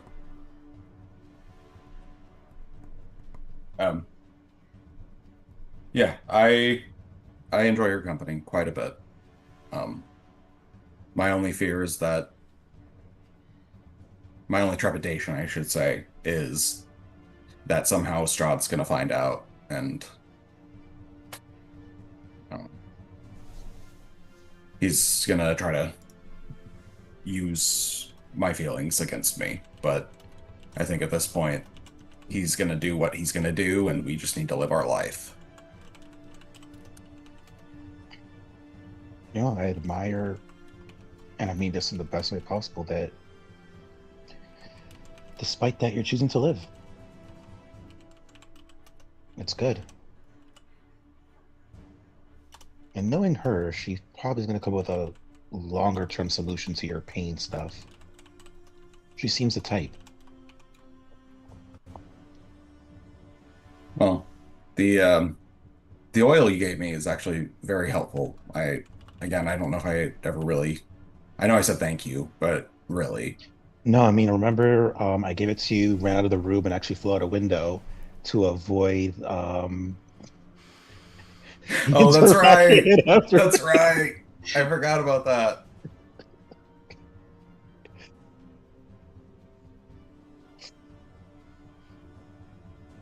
I had also forgotten about that. So funny. Well, let me officially say thank you deeply. It takes quite a bit of the not quite the it's hard to explain. It's he pulls out like one of the blunts that he was rolling earlier from Druid crafting some of the seeds that Sunflower had given him. Um, this more or less takes the edge off, but it makes you feel something, and then he like holds up the oil. This is kind of the lack of feeling, if that makes any sense. Mm-hmm. So it just kind of gets rid of it, so it's easier to just ignore. So, Sorry, real quickly, just do any of us here have proficiency in herbalism? I do. Okay. Yeah, I would have given. I mean, I'm assuming you already have it, but I would have given you the instructions on how to make it just from the person, so you can continue to make it yourself. Okay, cool. It would have been part Interesting. of like the actual set, because tubes run out eventually. That's true. Hmm. Oh yeah, actually, I think at this point the jug is like sloshing a little bit, like Mhm. it's like Mhm. just the last little bit. Mhm. Which, by the way, that is a fucking tremendous amount of CBD oil. Mhm. As someone who takes it every day, I take one dropper. That is it. So, but also I'm not a 12-foot tall fucking He-Man monster, so I mean, Not right I've now, never seen you in anyways. real life. I don't know that. This might not be the scale. Right? It's not noon yet. So, what's your plan for dinner? um I was gonna head to the market, see what I well, no, I guess I have it's interesting. DM, how far am I allowed to flex Druidcraft? Can I like grow vegetables in a like small garden in Rissa's apartment, like window box style? Let me see. It's normally like I don't know, Druidcraft. I You can can make a check the flower weather. blossom, seed pod open, leaf bud bloom. Um, it wouldn't be vegetables on demand, but you can seriously reduce the growing process. Okay, interesting. Okay. Um, Grow a prize going. pumpkin in a couple of days. In Okay, this case, interesting. the G and GMO is Gawain. Nice. Okay, that was very good. That was I'm sorry, I had to throw that in. excellent. Fucking putting that in there. Gawain, You're gonna put in the That chat. is modified that goes in the chat. organism.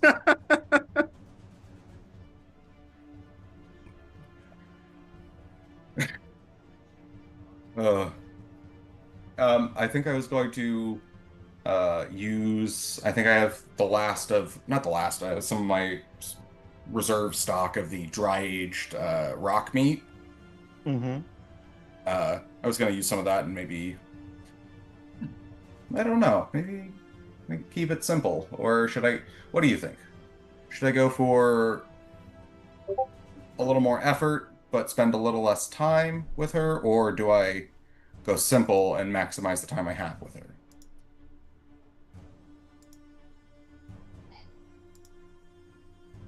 I would say in Barovia, it's probably always best to maximize your time with people.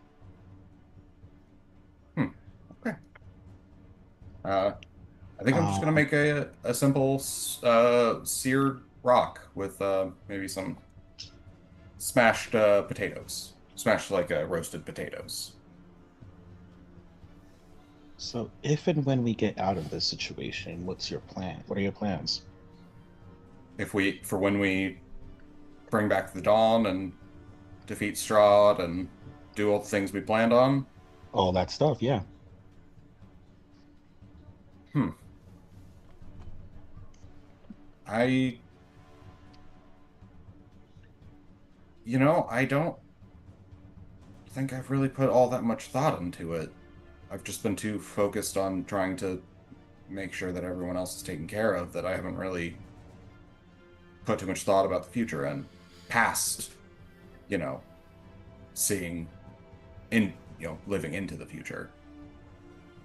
But I don't know, maybe if we stay in Barovia, I don't know, because when we say Barovia, does it go back? Is it no longer in the mists? Are we back on the prime material plane, or is it still its own pocket dimension? Because I feel like that very much changes the answer. Isn't the answer the I'm sorry, Steven, isn't the answer the latter, that it's still its own pocket dimension? Out of character, restoring, finally killing Strahd permanently is not in the module. That is sort of like a homebrew edition that people have done. So if you're going to fully jailbreak and get rid of Strahd, something's going to happen to the jail.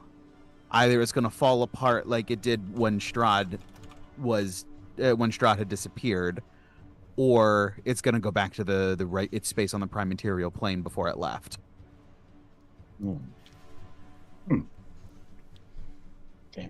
Okay. I was under the impression it would stay like its own thing, but it would just be easier to travel in and out of. But okay.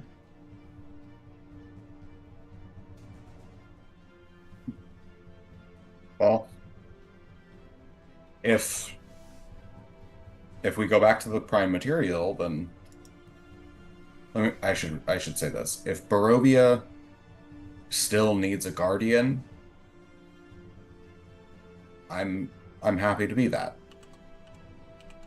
To stand over and protect the people that can't defend themselves. And to help empower them. But I also realize... make more time for yourself at the same time. Yes. Maybe with Esmeralda by my side. Who knows?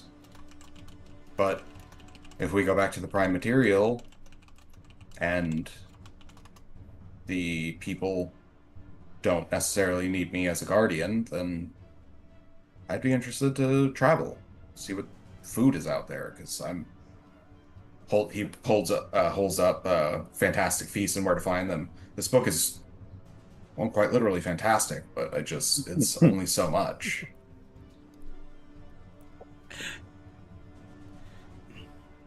So I'd like to go try some exotic cuisines and meet new people and see what life is really about, not in a constant state of fear and survival.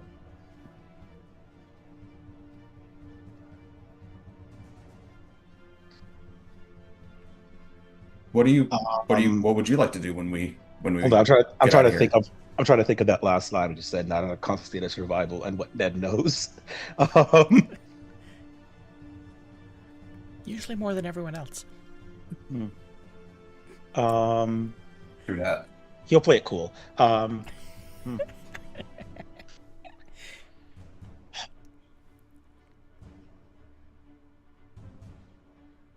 Yeah.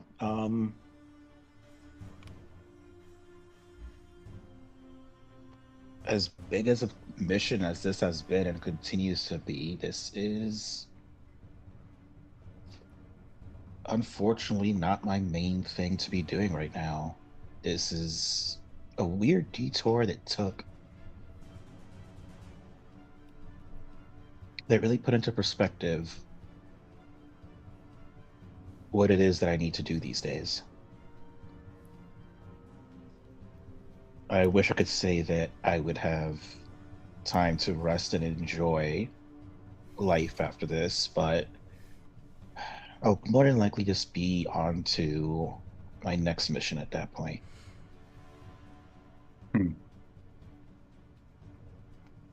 Well, do you know what your next mission would be?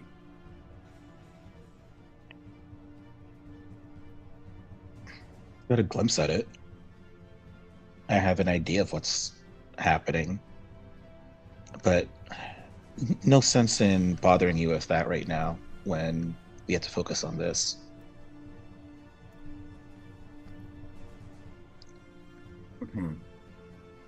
Would having that information help in any way, or do you think it would just be a hindrance to have it on my mind? It'd be a distraction. Okay. I can't wait to hear all about it once we've kicked the shit out of Strahd, to be honest.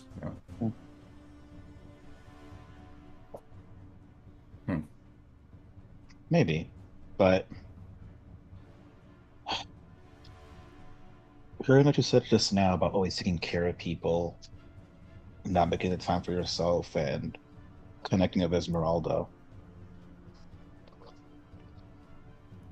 I don't know that I want to put that on you.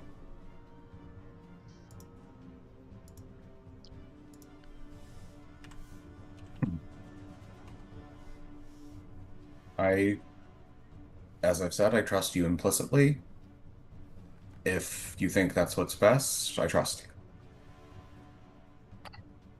But I'll also look forward to the day when I can help shoulder some of the load.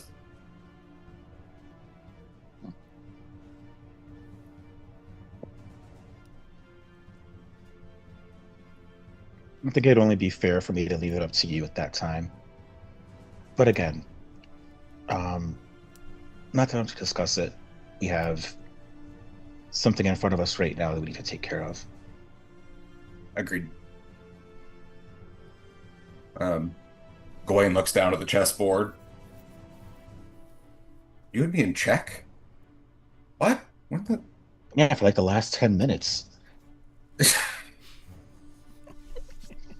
Just looks and goes, Ever since you discussed, like, what you were making for dinner.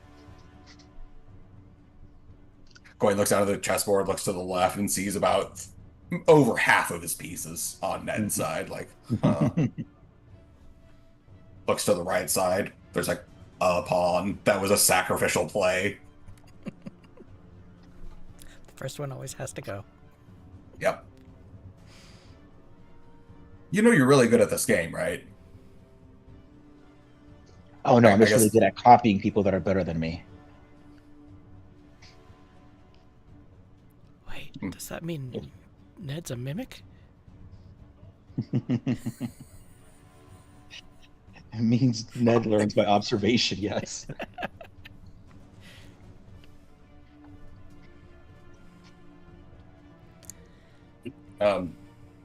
Well, I think I'm going to go ahead and I'll as this is happening, I'll just ritual cast a speak with animals spell and just summon a raven. Mm-hmm. And just say, could you please deliver this message to Esmeralda? Esmeralda, would you, if it's okay with you, I would like to invite you to dinner tonight. We can... Oh shit, I'm trying to think where we meet up, because I don't want to go to the church again, because the fucking... the doll, or the flesh golem. It's not the sexiest environment, no. Nah, not at all.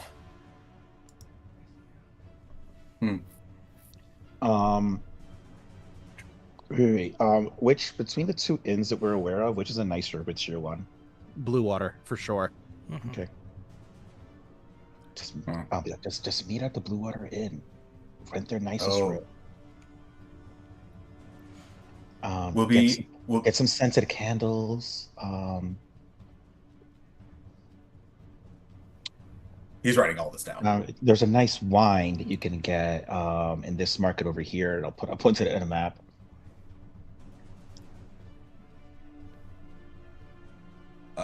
Esmeralda, would you please do me the honor of meeting me at the Blue Water Inn at about 8 p.m. And I'll have the Raven go deliver the message. Another question. Is Esmeralda the type to like decorative ceremonial weapons as opposed to ones that are strictly for actual battle? Does she strike you as like the weapon like enjoyer? she's not a function over form exclusively kind of gal. She likes a nice shape, but she doesn't have a lot of like super ornate looking pieces. Most of it is just like clean and minimalist. Mm-hmm.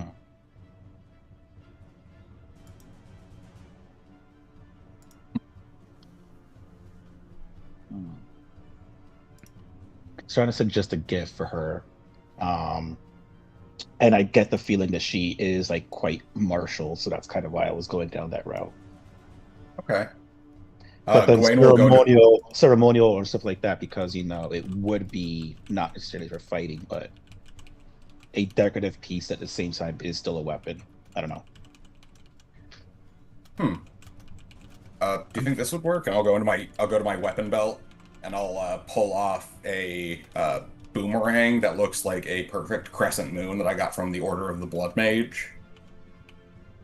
Do you think that would work? I'll tell you what, the whole sun and moon imagery there just writes itself. So, depending on how corny you think she'll think that is, it's a good gift. Okay. But she might actually appreciate that. Okay. I'm really glad we had this game and this talk. It's been too long. Right, so. Gawain will go ahead and have Orion meet him outside and make sure everyone is, doesn't need anything from Gawain, and then he'll take off to go to the market and go get the wine, some scented candles. He's gonna go ahead and go to the florist and get trying to think. During our conversation, did her favorite flower come up in any way? Oh, I'm sure Or it like did.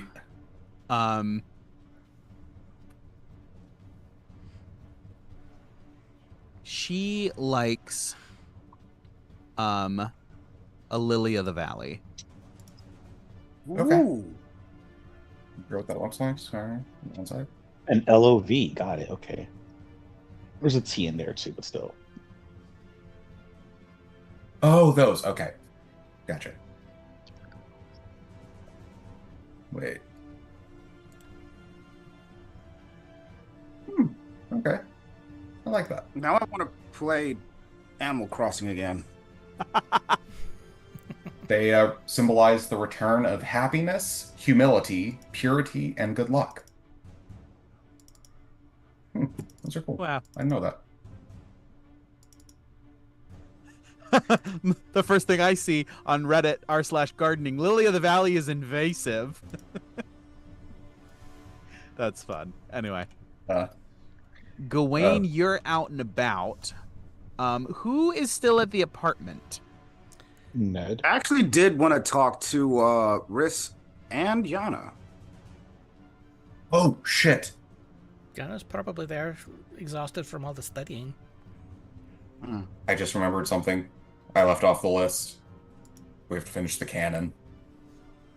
Like, all the pieces are built. You just gotta, like, Lego that motherfucker. Oh, so How long can Legoing it take?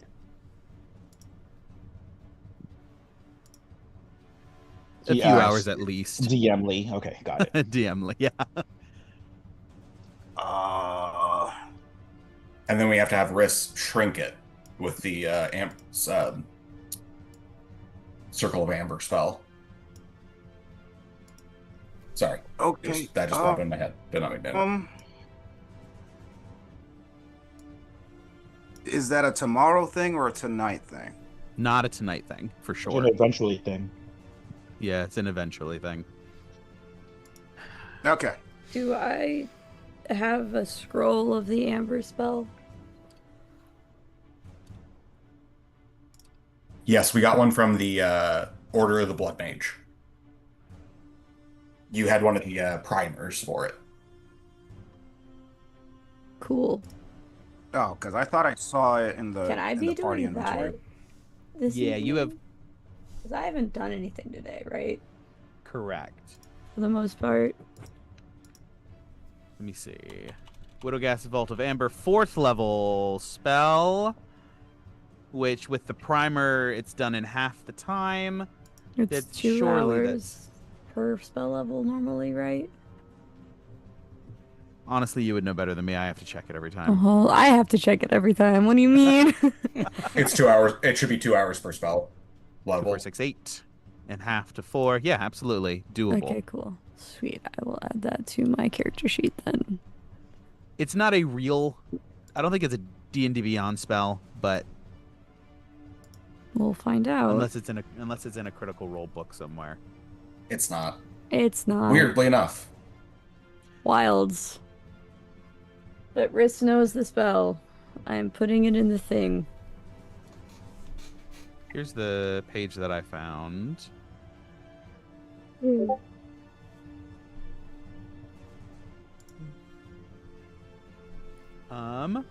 But Surely someone. Surely. Surely. Don't call me Shirley. Goodness mercy. Sorry. I'm pretty sure someone made a homebrew version on D&D Beyond that. For if it wasn't there, I'd be far more surprised. Right. Oh, Shirley's the one I who was made it. Got it. trying to figure out how to get to homebrew. Mhm. Yeah.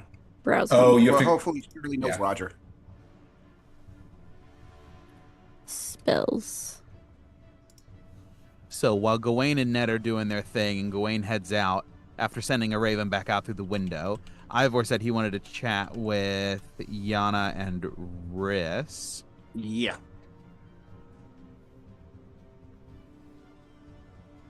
But if Riss is doing something, I'll just. Riss is not doing something. I don't we can chat and work at the same time. I don't know. No, Riss is at least free for a chat.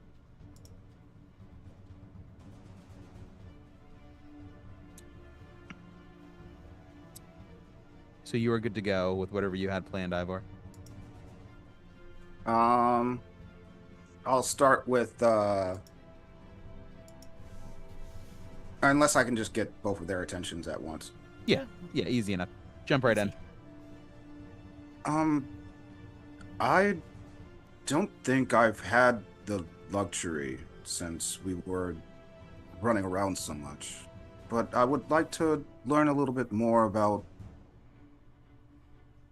the lands, since the both of you grew up here.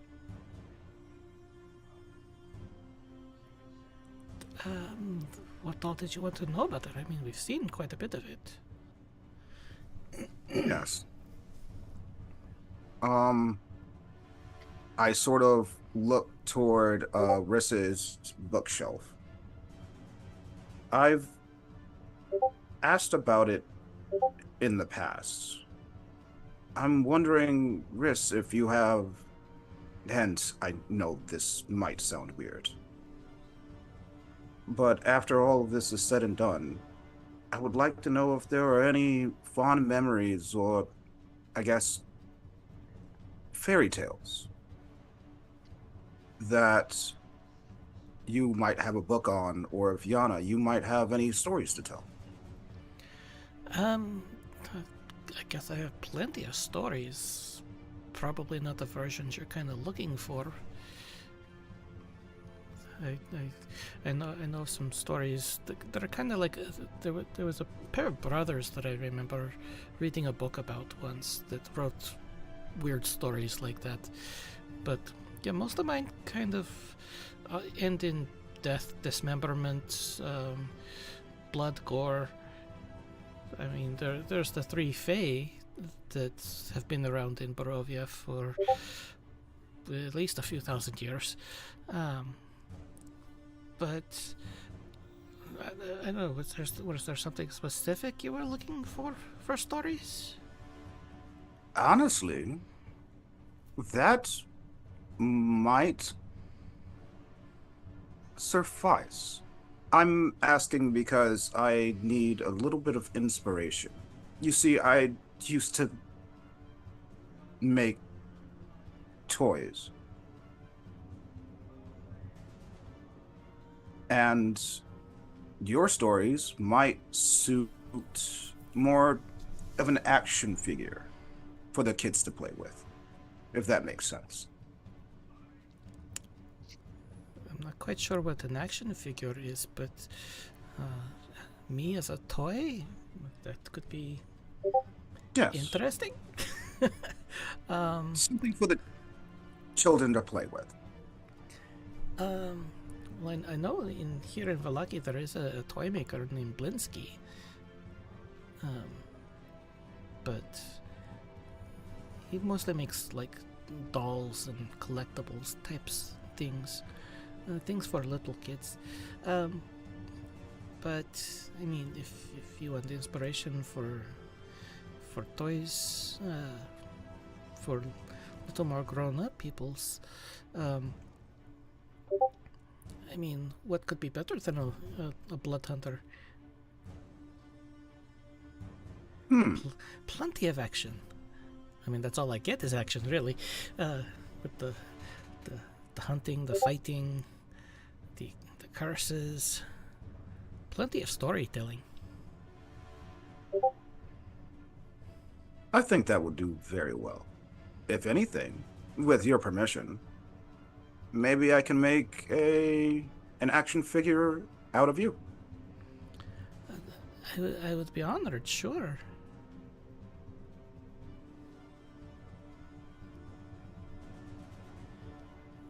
And I'll just start to peruse the books, and if Wrist has any, like, just like point out a book, like, oh, that's kind of a fairy tale.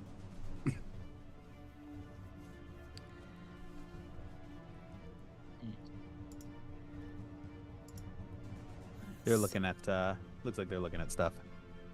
I actually have an actual book that you can look at. You are asking about fairy tales, right? Mm-hmm. I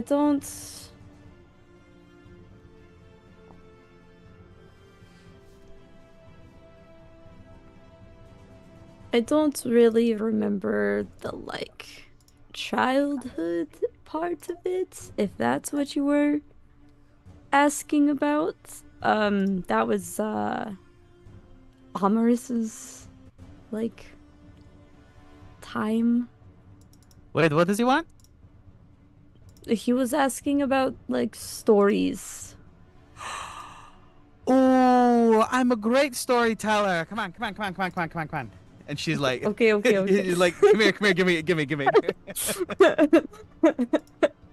Russell's I had a feeling Amaris was going to come out, because doesn't Amaris have a slight crush on Ivor? Oh my No. god, good for her coming out. Oh, wow. She has a crush on Alexei. She did think Ivor was handsome though, and then she and Alexei were reunited, and I think that's sort of it dissipated in the wind. Yeah, because Ivor was just eye candy for a second. Yep. She saw the ring and she was like, oh, okay. Hey, so wait, you want to know about what you want to know about storytelling? About the fairy tales? Yes, something for the younger ones, more of the younger ends. Something that suits their fancy, or hip, or cool. And just sort of like fiddling through all of the books. I don't know why they this. It doesn't make any sense. I don't like the system. Wait, I had it around here somewhere. I'll have to look for it and find it. I have a book of I have a book of them.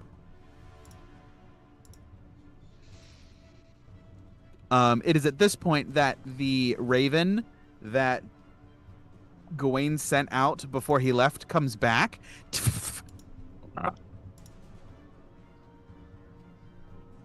Send this message to Gawain. It says in Van Richten's voice. Is Gawain here? No, Gawain is out at the market. I could take the message. I'll let him know. Esmeralda stepped out. She's dealing with. She got the lead on some monsters, and she's out hunting. She'll be back in a couple of days. Does Best this of come in luck. his voice or Okay, the bird's bye. voice? It's using its mimicry feat to do it in Van Richten's voice. Is there a way to insight check a mimic to see like how truthful that sounds? It is a 1-to-1 copy. Go for it. If Van Richten was awkward about anything in there, the bird is gonna pick it up and relay it 100% to you. I'm gonna guidance this as well. Please God. As soon as it decides to roll. That's 17 before the guidance. 18. 18. And you were specifically looking for. I don't know if this is bullshit. He seems. He seems to be genuine enough. It sounds like Esmeralda is out of town.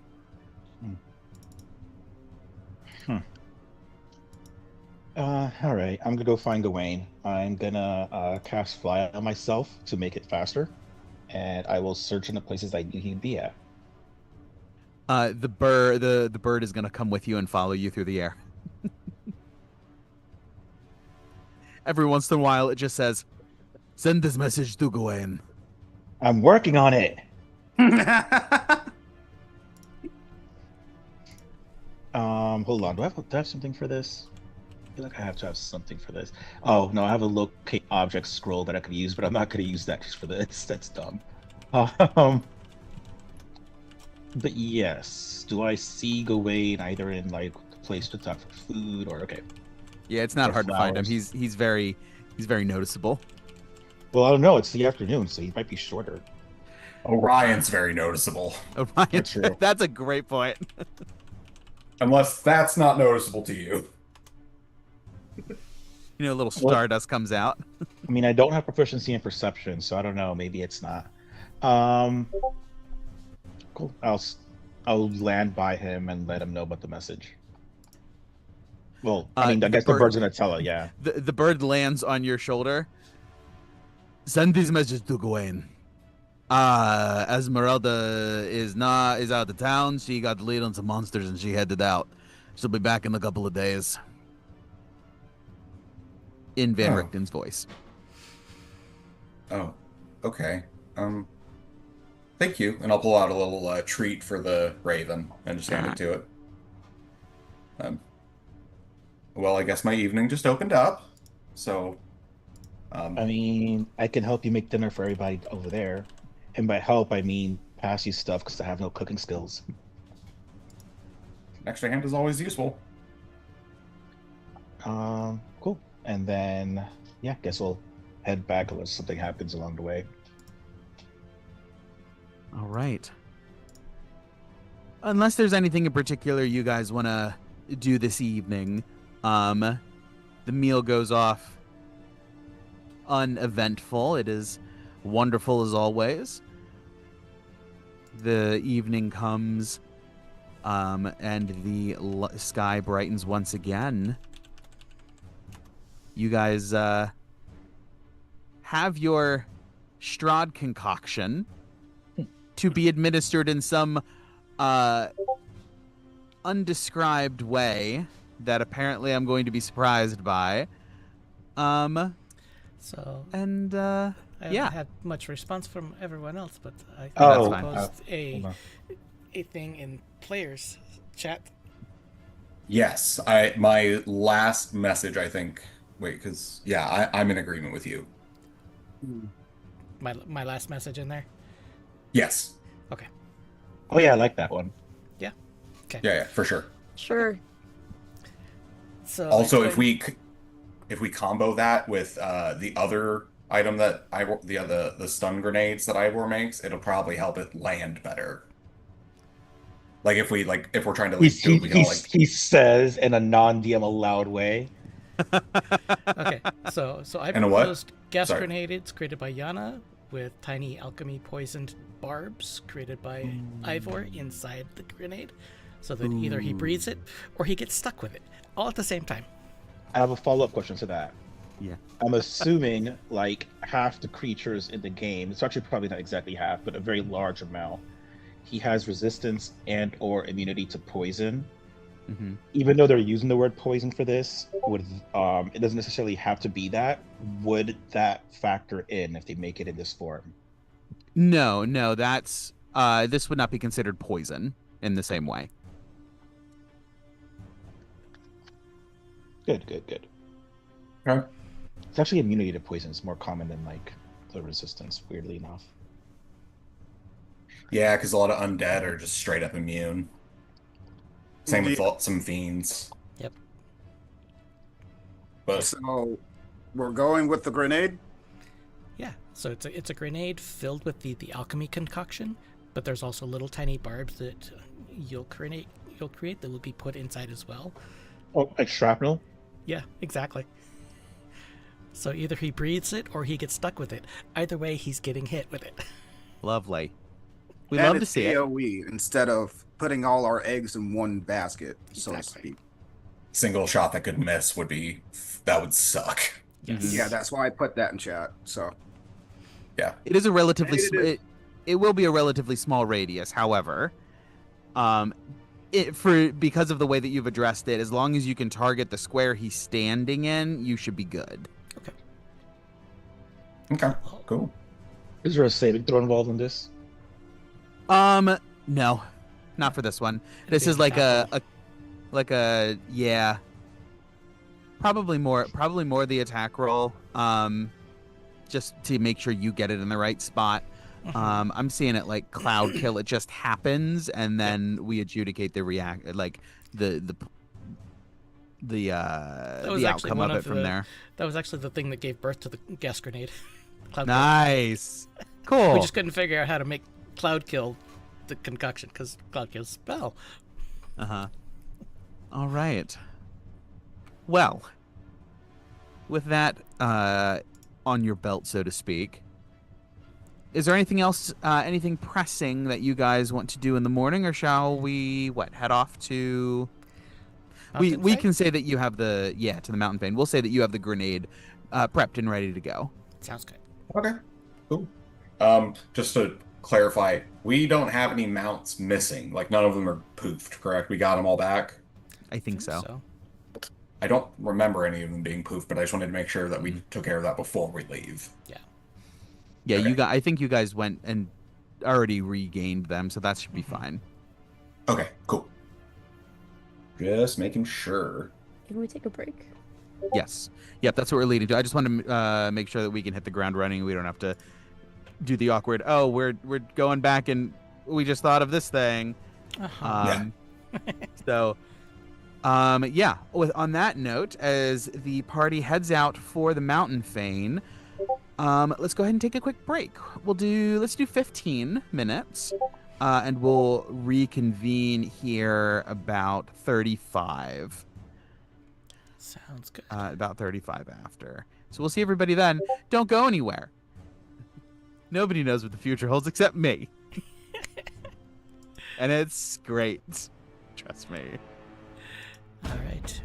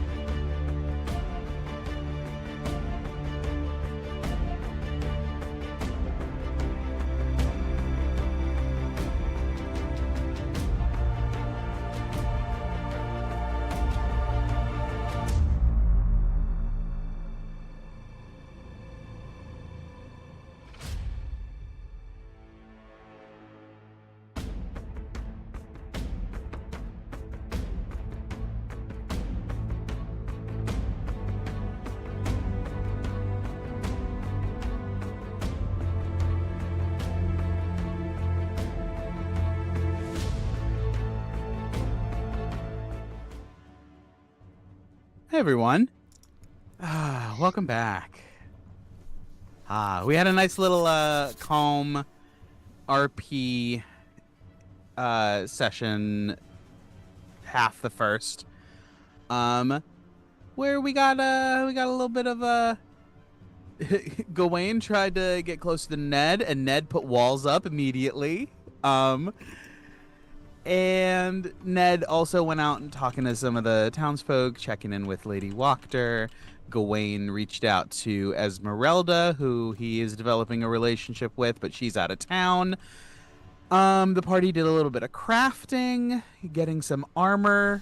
Gawain had to fight his old suit of armor. It's been a wild day. It's been a wild few days for the party here.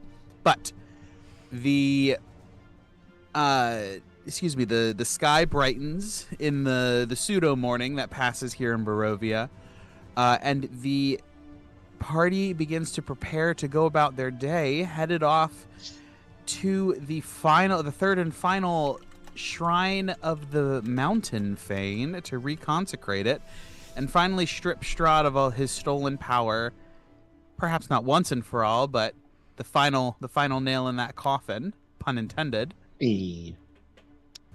Go ahead, Gawain, and roll as you're making breakfast. Yes. Roll for breakfast. Because we love breakfast rolls. Bro, I love anytime rolls. Right. Ah, Especially cinnamon rolls. If carbs are not my friend, then why are they friend-shaped? That's all I'm saying. Exactly. That is a 60. 60. Yes. Well, we're gonna say there's some sort of fish in this breakfast. You can decide where you want to put it. You become enlightened as the anatomy of the human form while deboning a fish. Each of your melee attacks in the next 24 hours does an extra 1d4 of damage. Ooh, that's cool. So, but that's the whole party. No, that's just Okay. for you since you were the one who was preparing it. Oh, okay. Cool, cool. All right, let me write that down. Plus 1d4. That would have been so useful for Riss and Ned. Mm-hmm. That's why Always used for I said Brianna. no. That because if Riss and Ned had it, that would just been too much. Oh, Yeah, Overpowered. it's too powerful. Too powerful. That We 1d4 both on top had- of his Bigby's hand, 5d8 would have just yeah. been too much. Actually, Ned- makes your hand upcast pretty well. It does. All right. So as you guys head out, you are going to the Mountain Fane. Let me look Yeah, at the. What is the best way Man. to get there? Yesterhill. Yes, the Mountain Fane is over in Yesterhill. Is this on the? And I've got that map in the Yesterhill folder. Perfect. Okay, so it is visible on the map. It is over in Yesterhill. I feel obliged to tell you that Yesterhill is on the teleportation rosary. Okay. But did we want to use it, or just, we don't want to like use it with Strahd more than likely watching? That is the Sorry. question. So we're going here? No, Or to no, no, sorry, here. Yeah, okay. So we'd have to go this way. What if we were to go on foot, how long would it take us? on foot On or on animal foot. mounts. Are you taking the Vardo? I think we should. Just in case we need to transport anything else. Yeah.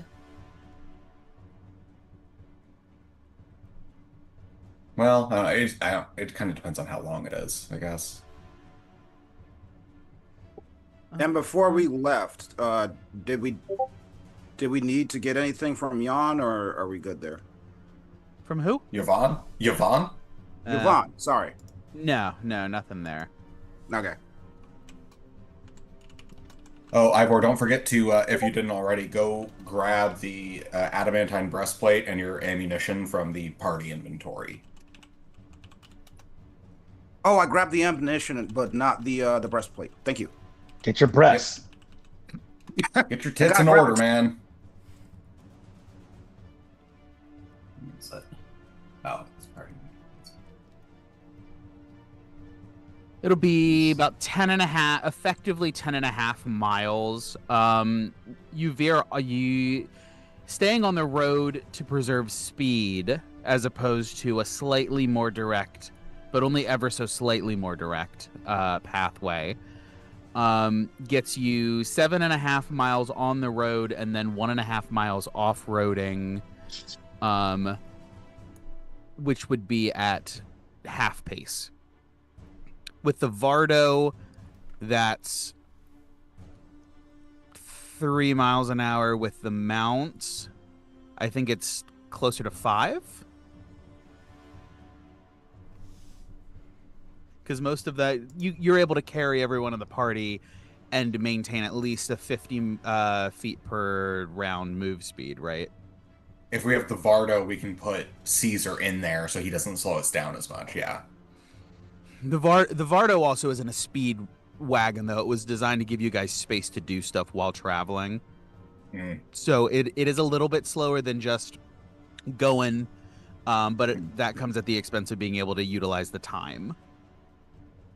Fair. Okay. Let's see, wait, do we have any projects that we need to put time towards in this moment? 1.5 miles. So you did that. So wait, you did how? that. Oh, Ivor, you need to finish the thing. He's purposely not saying what it is, but he's very much like pointing towards his throat. Okay.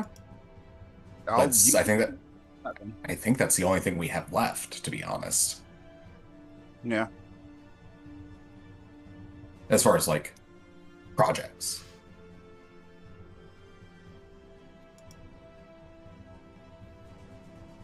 Oh, and actually, DM, was Ivor able to put the cannon together, or is that a today project? That's a downtime project. Okay. Okay. My vote's that we take the Vardo so that Ivor can finish his shit. Yep. Mm-hmm. All right. That is priority.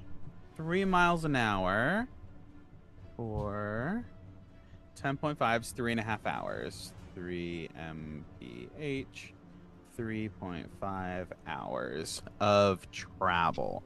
So you'll be there by brunch, starting out at a normal time, or perhaps with a 7 a.m. wake up, 8 a.m. start, you'll there for an early lunch, 11ish.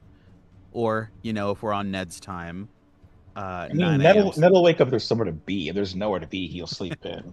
Gotcha. Ned's dragging us all down. He's Weirdly enough, our sleeping Clockwork in. Soul Sorcerer is always making us late. That's such a good. That was a joke from the beginning. It took you so long to get there. I was today years old. Yeah, because in a land with no sun, how can we do daylight savings? Great. Honestly, F daylight savings. I don't care. But yeah, so you guys head out, Vardo in tow, hooking up some of the mounts to it. And you begin. You guys make it across the Luna River Bridge, through the crossroads, and begin heading down the Old Svalich Road. I need everyone to give me a perception check. Okay. Sight or smell? Hearing. Hearing. Okay. I got a 9. Orion is keen smell, not hearing. That's right. Okay. So we. Can I guide myself? Yes. Aye. I will guide myself as well. 15. I guess I'll use guidance, even though it was a 9. I also got a 15. Yay. I got a 10 total. 15, 15, 18. 10, 18. Riss? Sorry. Now you good. Oh. I don't know what I rolled, but I rolled in that one. Nat 1. Okay. Perception Okay, on the cool. road. So nothing. Accurate. You are. You were zonked. Just doing whatever. Ivor's working on some downtime stuff. And let's see. 15, 15, 10, 18. Yana, Ivor, Gawain. You guys pick up the clip clop of horse hooves behind you, and the sounds of a small carriage, not quite as the size of your Vardo. They're just following along. This is uncommon. You rarely find other people out on this road when you're traveling. Wait. Yeah. Sorry, I'm checking if we have a thing in our inventory. Oh, sorry. No, you go ahead. Yeah, since I'm craft and stuff, like under different circumstances, I would just be like in the back, and as soon as I heard like the clip clop, I'm just like ready. But I'm working on stuff, so I'm gonna pull out my spyglass now that I've noticed it, and see if I can get a closer look. Okay. Through the trees, it's difficult, but you see bits and pieces, and you're able to focus your spyglass, and you realize it, and you sort of account for everything. Give me a perception check. I think with advantage because of the spyglass? Yeah, normally.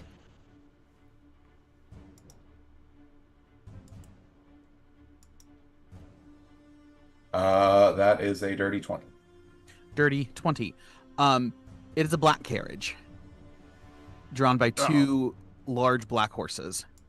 Mm. It is a carriage This you've is seen the one- before. This is Strahd's carriage. Yes, it is Strahd's carriage. Mm. Where is everyone? I got Ivor in the Vardo. I assume Ned would be in the Vardo. I was probably on Bella. Gawain's on Orion. I'd either be in the Vardo or on. Oh my god, I'm so sorry. I think you're going through starting to go through puberty there for a second. I would great. Riz would either be in the Vardo or on my wolf. Canis, thank you. You gotta choose, I think, is what he's Yeah, asking. it's up to you. Oh, I'll be on Canis. Anus. Which leaves Matar and Ares. Ares pulling the Vardo then. Okay, perfect. Yes. As soon as I see this, I will not like shout out, but I will just as calmly as possible to the group. That clip, those horses, that's Strahd's carriage. We need to be ready. And I'm gonna go ahead and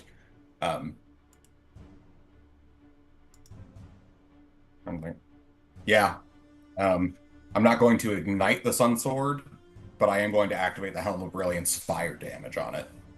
Okay. Yes. It seems to be just following over the next minute or two as you guys sort of keep an eye Menacingly? on it. Menacing. That's the goal. You suspect that's the goal. It's for it to follow menacingly. It isn't. The horses aren't all out galloping. They are more or less keeping pace, and they're. We'll call it 150 feet back. I have an idea. Ivor, Yeah. as I'm going to drop back towards the rear so that I can look in and talk to Ivor. Hey, those bullets that you made out of the adamantine. Want to take out a wheel or an axle? Do we really want to provoke? I mean, do we want them following us all the way to our destination to then mess with us? That's a fair point. I just figured we should. I'm not saying to shoot them. I'm just saying take out, like, the carriage. No. So that it. Yeah. I just make sure you take out the wheel if you do it. Hmm. And no, It's automatic they don't- crit for the adamantine, right? Yes, as long as he On- hits, on- it's a critical hit. On objects. Yeah. Mhm. And Yep. that's what we have, because I don't think we have cal drops. Yeah, the bullet's better than a call drop for sure. Yeah, because it's not like a tire, it's like a wooden wheel. So you're gonna be like destroying the wheel. Like it'll actually like stop them for a minute. At least. I would say if you can destroy the axle, that's 2 wheels, essentially. Like that's a whole part of the carriage they have to fix.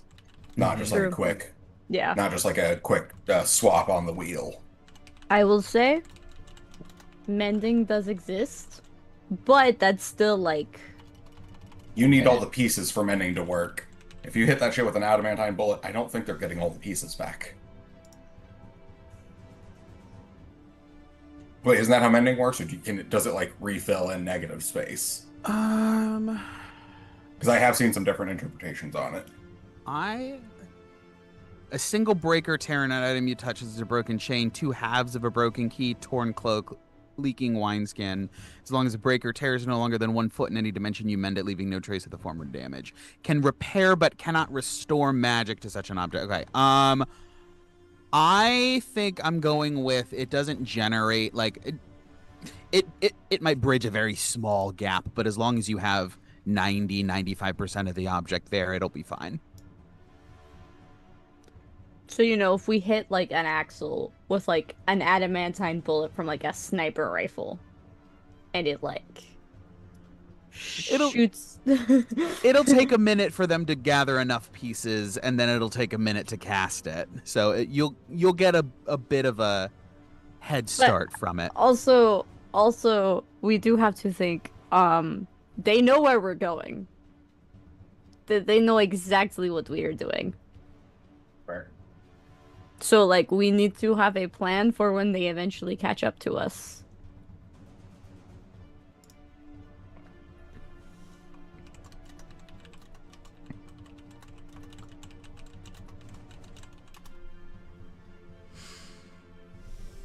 Good point. I don't have a plan.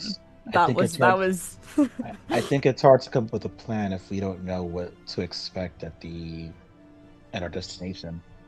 That's fair. Yana, in your head, telepathically, you hear Strahd's voice. You've taken much from me through your challenges and your defiance.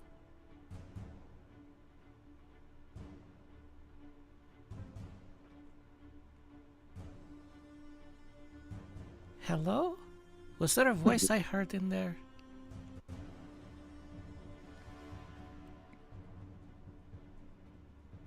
Does she say this out loud or in her head? In my head. Purely taunting. Being snarky as hell. He would pick Yana. He would pick Yana out of everyone. Ned, in your head, you hear, you mistook my interest in you for weakness, have mocked me to my face, and have ripped away the weapons for which I have worked so hard. I'm gonna leave him on red. Are you just ignoring it straight up, or any telegraphing that something's happening to anybody else from either of you guys? I'm just gonna ignore that it's happening. I'm truly leaving him red. Ivor, you hear in your head, I have spent a very long time wondering what it would take to make you afraid of me again.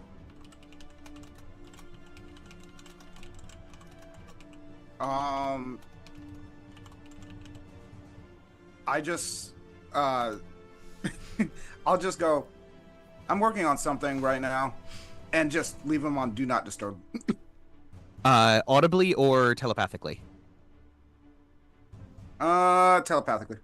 Okay.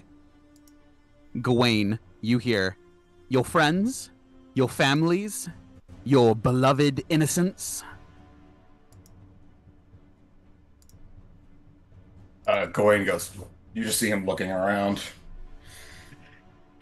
And for everyone realizes something is happening, Yana, Ivor, and Ned, you realize that Gawain just heard from Strahd, just like you guys each did. Okay, so I'm not the only one. What's going on? Did you all just hear that? Hear what? Yeah, he's whining. He's being such a baby. Oh, is Riss. he like trying to be like an attention whore? Like we started ignoring him, and like he's like hasn't gotten attention from us, so he like can't they come like poke us? I mean, to be fair, give him a lot of attention. Like, everything we're doing is about him. He should be happy. I was about to say, I have given But we're not like nothing giving but him my like full attentions for months. But we're not giving him like the direct attention. You know? Riss, you hear, after much thought, I have decided that I no longer care.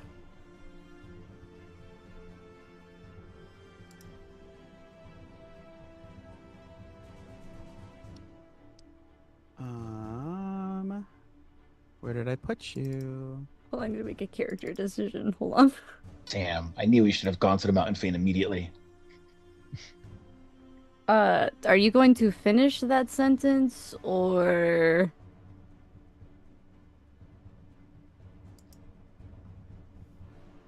Come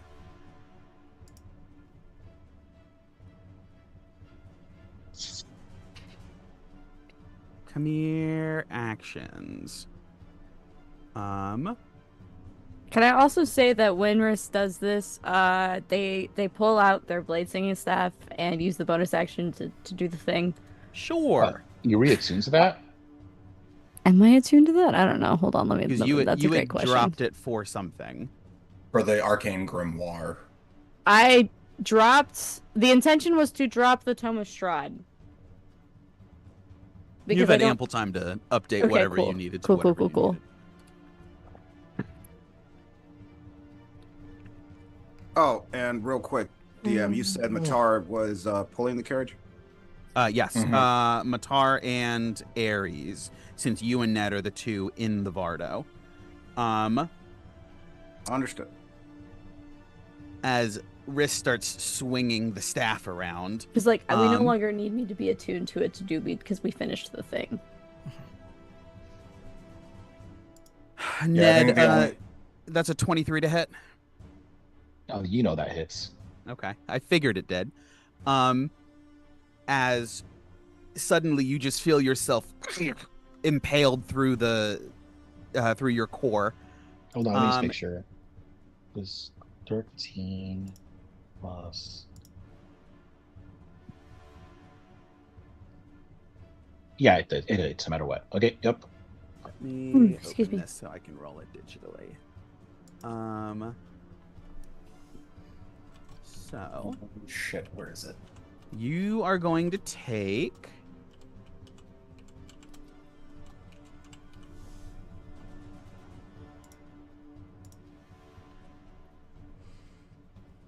Well, 21 points of sorry. piercing damage. Yep. 15 points of necrotic damage, which I think is still your resistance, right? It's half, yeah. So 7.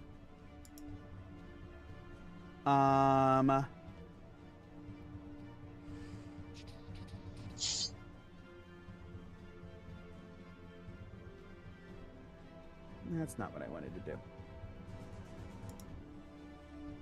Another 33 points of sneak attack damage. Damn, I might be dead.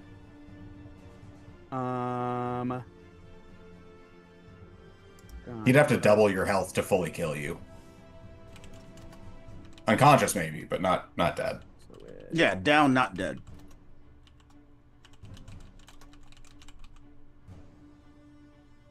He's only mostly dead.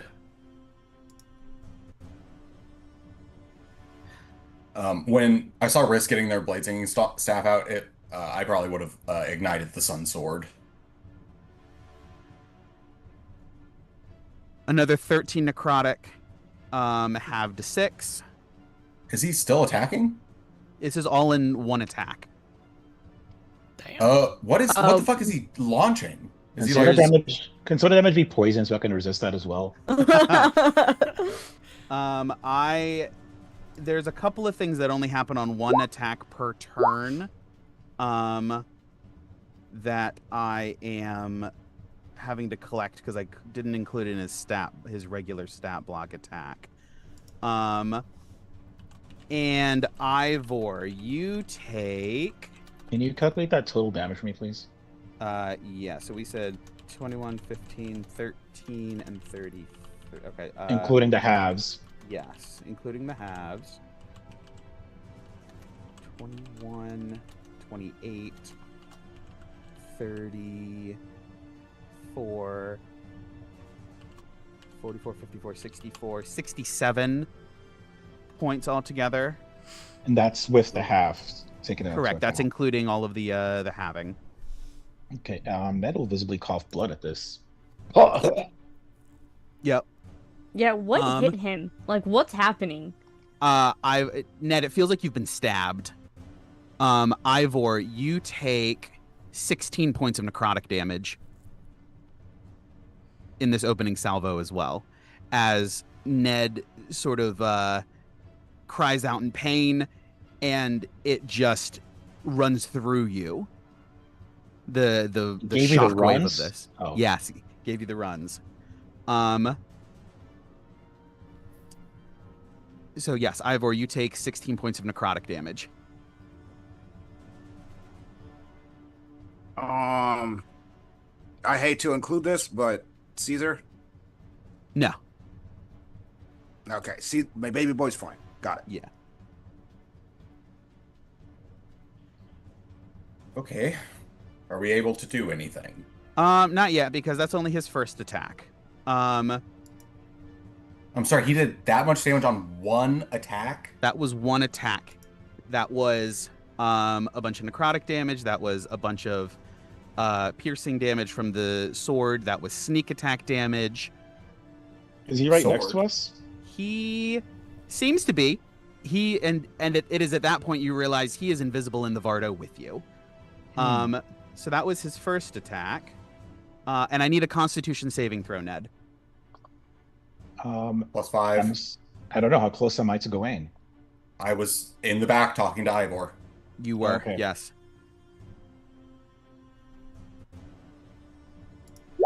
28 total. With 28 +5. will succeed. That's got to succeed. I just wanted to know what the DC is for my sake. Ow.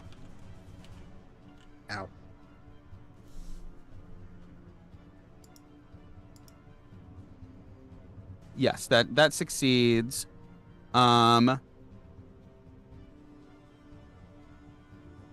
Okay. And no rapier. He already has advantage. All right, second attack. Ned, that's a 27 to hit. Yeah, that hits. You take, because you're having necrotic damage, 26, 27, 28, 29, 30 points of damage. Is Total? he still invisible, even though Yeah. he's attacking? Greater. Is it Probably. 30 total? 30 Or is there total. more to it? Okay, I'm that down to one's- exactly 1 HP. I need another Constitution saving throw.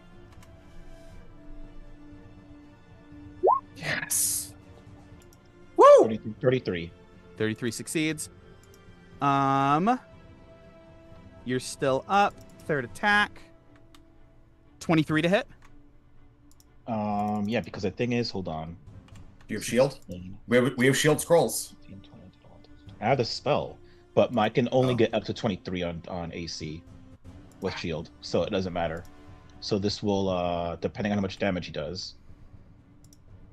He also should be taking... Strahd should be taking damage because I have the Sun Sword ignited. He'll take it Is at the it start of his turn, isn't it? Yes, Is the Sun Sword ignited? He Yeah, ignited I it when I ignited pulled it. out my staff. Oh, you ignited it when you pulled his staff. That's Yeah. fine. We'll get there. Keep that in Okay. mind. So 23, you said hits. 19, 20, 21, 22, 23, 24, 25 points of damage. Yeah, I'm down. And I'll start making saving throws on my when it's my turn. All right. Ivor, that's a 26 to hit. That'll hit. He's still attacking. You take 40 points of damage as he stabs you. How is he still attacking? Seriously. He's a That was legendary 3 creature. attacks. This is 4 was- now. Yeah. Axe and Surge, maybe? We know he's got Fighter and Sorcerer, right? And We clearly have his recorded- rogue is a sneak attack. Yeah, you know he has a lot.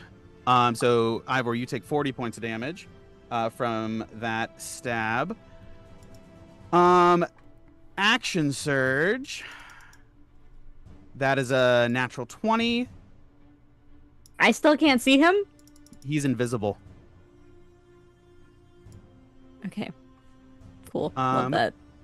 So that's 58 points of damage on that hit, Ivor. Would you say that was a natural 20? Yes. He's wearing adamantine fucking armor, sir. Please recalculate your damage. Oh, good. All right, so that instead of 58 is only 40. Only. Only. I don't need to see it.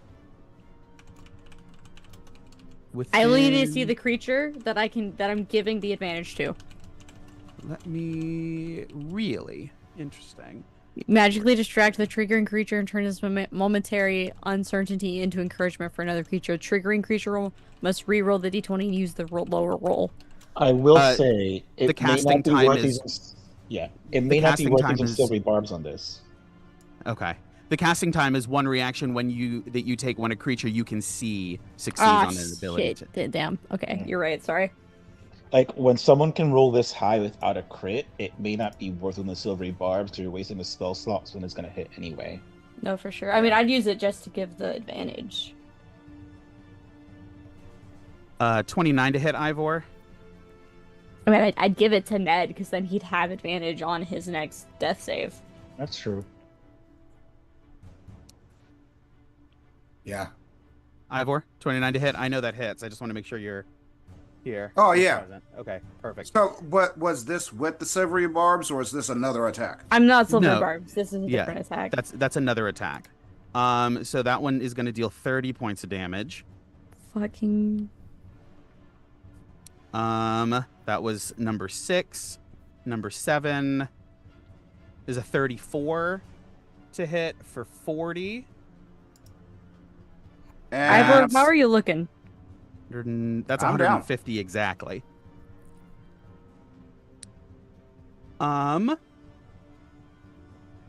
And just for good measure, 25 against Caesar, dealing 33 points of damage.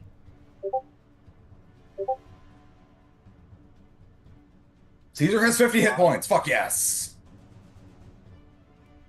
Yeah, how the fuck is he still this strong when we... Oh my god, sorry. Because we gave him time.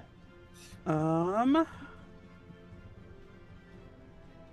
struck him with 2 feints. And as a bonus action, on the hit on Caesar, he's going to... Can I roll it here? No, I can't roll it here. I'll do it on Ivor's sheet because it's Caesar. He's going to hit him with a desecrating smite and deal an additional 31 points of damage, so that's 64 total.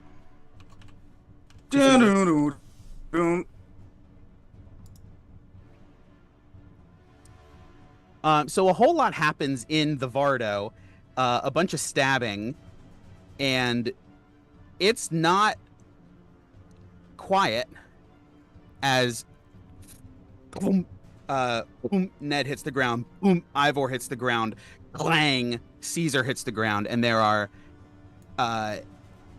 cries of pain. Can I tell where the attacks are coming from? Because you said he started out as invisible, so. Yeah, he's definitely broken being hidden.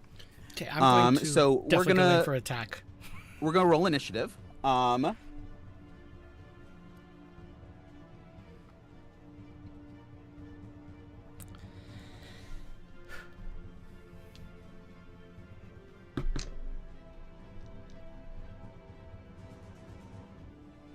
was not good. That was All very right, good. I forgot I need to roll even though I'm in the process of dying. Yes, because we need to know when you roll your death saves. I got an 8. Honestly, that's good. That means you roll your death saves later. Huh? You can get healed before then. Exactly. Probably not by me, but by somebody. No. 27. Okay, guys, I think I rolled the worst. Hold on. What are you not doing the Tuesday night crew? Jeez. Come on. Save. All right. Let's see what we got. Let's run this encounter. Gawain, what'd you get? Oh, natural 20. 22. 22. Ivor? 12. 12. Ned, you said you got an 8? Mm-hmm. Riss? It's 5 total. Nice. And then Yana, you said you got a 27? 27. 27. Very nice. That's not his initiative bonus. I don't know what's going on with that. That's I don't know if attacks are good at this point. We need to We need to get them up. We just need to get them up attacking and him is get a out. bad fucking idea. Like we need Like to if everyone can run. get to me, I can get us out. Yeah, the problem is you're the last one to go. No, that's actually a good thing because then I can just. But we have We to can deal just go, with him 'cause I'm- before your turn. I don't know where you are in space. between from where I Yeah, am to can where we you have are. a map? Yeah. I've got Let me plenty pull the of- map up. Plenty of maps in there for just random roads. The Lands of Barovia. Lands of yes.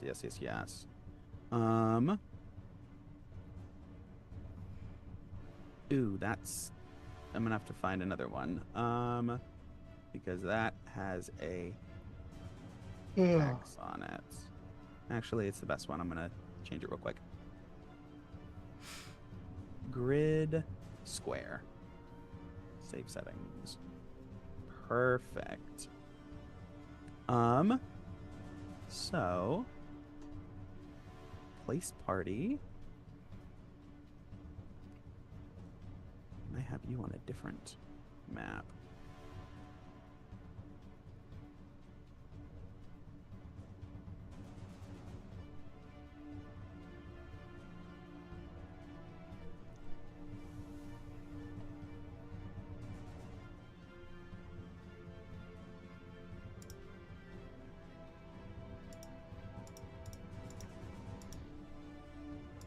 And then we'll say, because how much do we stick in the Vardo? 4 people? 6 people? Oh, there's us two, Gawain, and apparently Strahd. I'm not in the back. I'm on Orion, like right outside. Got it. Same. On Bella. I'm not right outside the Vardo. I mean, I'm outside the Vardo, but I'm not like by the door of the Vardo. I'm honestly a little bit more worried about whatever backup Strahd brought with him. I'm more concerned with our 2 members that are making death saving throws. Yeah.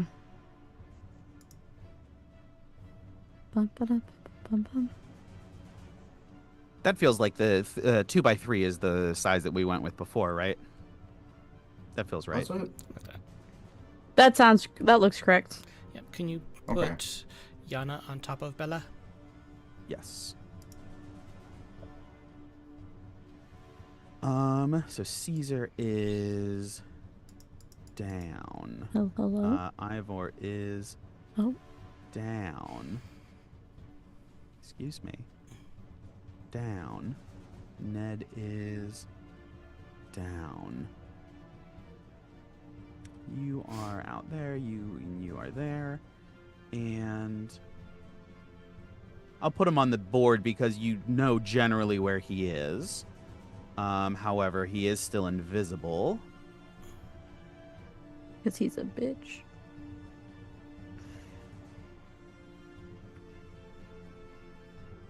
Strahd. Now, you guys should be able to see a couple of bars on him. Like I said, I'm making the AC and HP player facing. So that means his armor class is 25, boy. and he has 650 hit points. But we can't actually hurt him because the heart still exists. That's included in that. Okay. I'll let you know when it switches over from like an inch away from his face to actually doing damage. Everyone, please look at the group chat.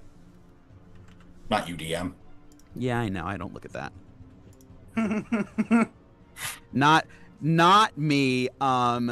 When you said somebody said I put something in the chat for everyone. Immediately I start to go for Discord, and I'm like, wait a minute, that's not my chat. This time I was fine though. Do we think that would help? Couldn't hurt. Well, I mean, so the thing is if the 2 get hit at all, that's 2 automatic death saving throws or failed death saving throws. I thought doesn't just hit the square only. I don't know. I don't know how big. Yeah, it's just the square. That's just the square. Okay, cool. Then we should be fine. The concoction's only going to affect Strahd anyways. Okay. Oh my god. Okay. I will be right back because I'm going to go take my night meds because it's like 10:30 our time. Mm-hmm. Okay. So does anybody go before me? We'll put it that way. No. The order of initiative is Yana first, followed by Gawain, Strahd right in the middle, followed by Ivor, Ned, and Riss. Got it. Perfect. So Okay. we jumping in? What am I looking for? I don't know. That's what I'm looking for. Well, then why'd you ask us? Ned, Who's this? Ares, and Ivor, Matar.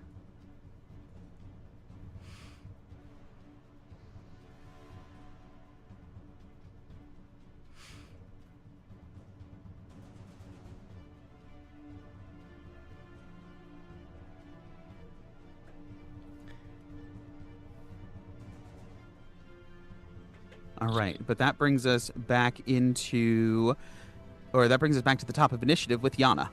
All right. So, seeing all of this happening, I'm immediately going to transform into Werewolf Yana. And as I'm leaping off of the back of Bellatrix into the Vardo, I'm going to pull out the alchemy grenade. Mm-hmm. And with claws out, I'm going to literally smack the grenade into his face. Okay. Making sure my claws dig in at the same time. Nice. So that he gets scratched and the grenade kind of explodes in his face. And then as part of the scratch, if it actually hits, Brand of Castigation. Okay. Go ahead and give me an attack at disadvantage. Because you know roughly where he is, you can target the square in front of him, in front of you where he is. I'm not going to make you roll for the thing, but you definitely have to roll for an attack. Okay, didn't you say that he was visible now? No. No. No. He has Oh, greater he's visibility. still than invisible. has me. Okay. Yeah. If you want to delay your turn, I have the ability to make him not invisible. Well, either way, it's going to hit his spot. Oh, that's right. Okay, I forgot you're saying roll to hit for the claw attack, not the grenade. Yes. Sorry, Yes, the grenade I hits misunderstood. regardless. Cool. Never mind. Sorry. Okay. So you said at disadvantage? Yes. Okay. So that is a tiny little 16. 16 is going to miss. Okay. Does the grenade still shatter on him? The grenade still shatter. Yes. Okay. It's you because you don't know exactly where he is. Your trajectory is you misjudge the trajectory. But you definitely get the gas grenade going off in his space. He immediately begins to hack and cough and gag. And I am Does he drop concentration? No. Damn. However, he does. What do I want to do? I want to edit some of his ability modifiers. And this is permanent, right? Yes, this is permanent. He And would I'm need Margantha to make it for him again, And and I'm she is super dead. And I am sure that the gaseous effect that goes around him kind of silhouettes him. Correct? Yeah, you have a general idea of where he is. It's no fairy fire by any means, but you know, mechanically it's still a disadvantage, but you know where he's at. Second hit is a 28. 28. He is going to. I think you only get the one attack if you're doing the grenade, though. No, It was fine part with of the same comboing. attack. It is? Cool. I have it in the hand, and I just smack it into his face, and then draw my claw. Gotcha. I mean, for this one, I'm less worried about it, just because it is like the administration of it. We were going to do it now, or we were going to do it later, and with the choice to make it an aerosol, it more or less guaranteed it was going to hit. Yeah, aerosol with barbs, or it was going to with barbs. Yeah. Solely barbs. It was solely barbs. He inhaled barbs, so the barbs are inside of him too. I love it. All right, so that affects some of his abilities scores. But the biggest deal is, let's see.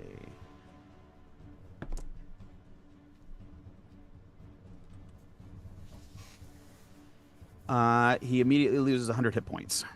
Ooh, Nice. love it. And second hit, like I said, was the 28 to hit. And for that one, he's going to, you know what? He's going to use his reaction, and reach out and like with his free hand that doesn't have his rapier in it. He's going to grab your arm and reduce the damage with the deflect attacks. So Okay. go ahead and roll damage. So damage is 16. Okay. 16 slashing. Are there any other No Crimson Rights this time. no Crimson Rights? Because I Okay. used my bonus action to shift. We've got to remember to do that shit in the morning. Well, I can't do my claws when I... And Oh, that's shift. right. Right. I always forget that. It's Yeah, Fenris the Sulfur sword that you can do ahead I'll of do time. every day, but the claws I can only do when I shift. That's So- right.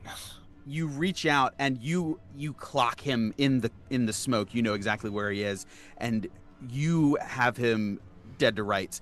You go in for the attack, and he catches you, and it stops just inches from his throat before he pushes you back off, having reduced the damage to 0. Okay. Would I still be able to get the brand of castigation into it? Does it say that you need to successfully attack or successfully damage? Let's see. Brand of castigation. Once per short or long rest, whenever you damage a creature. So damage. Damn. Womp.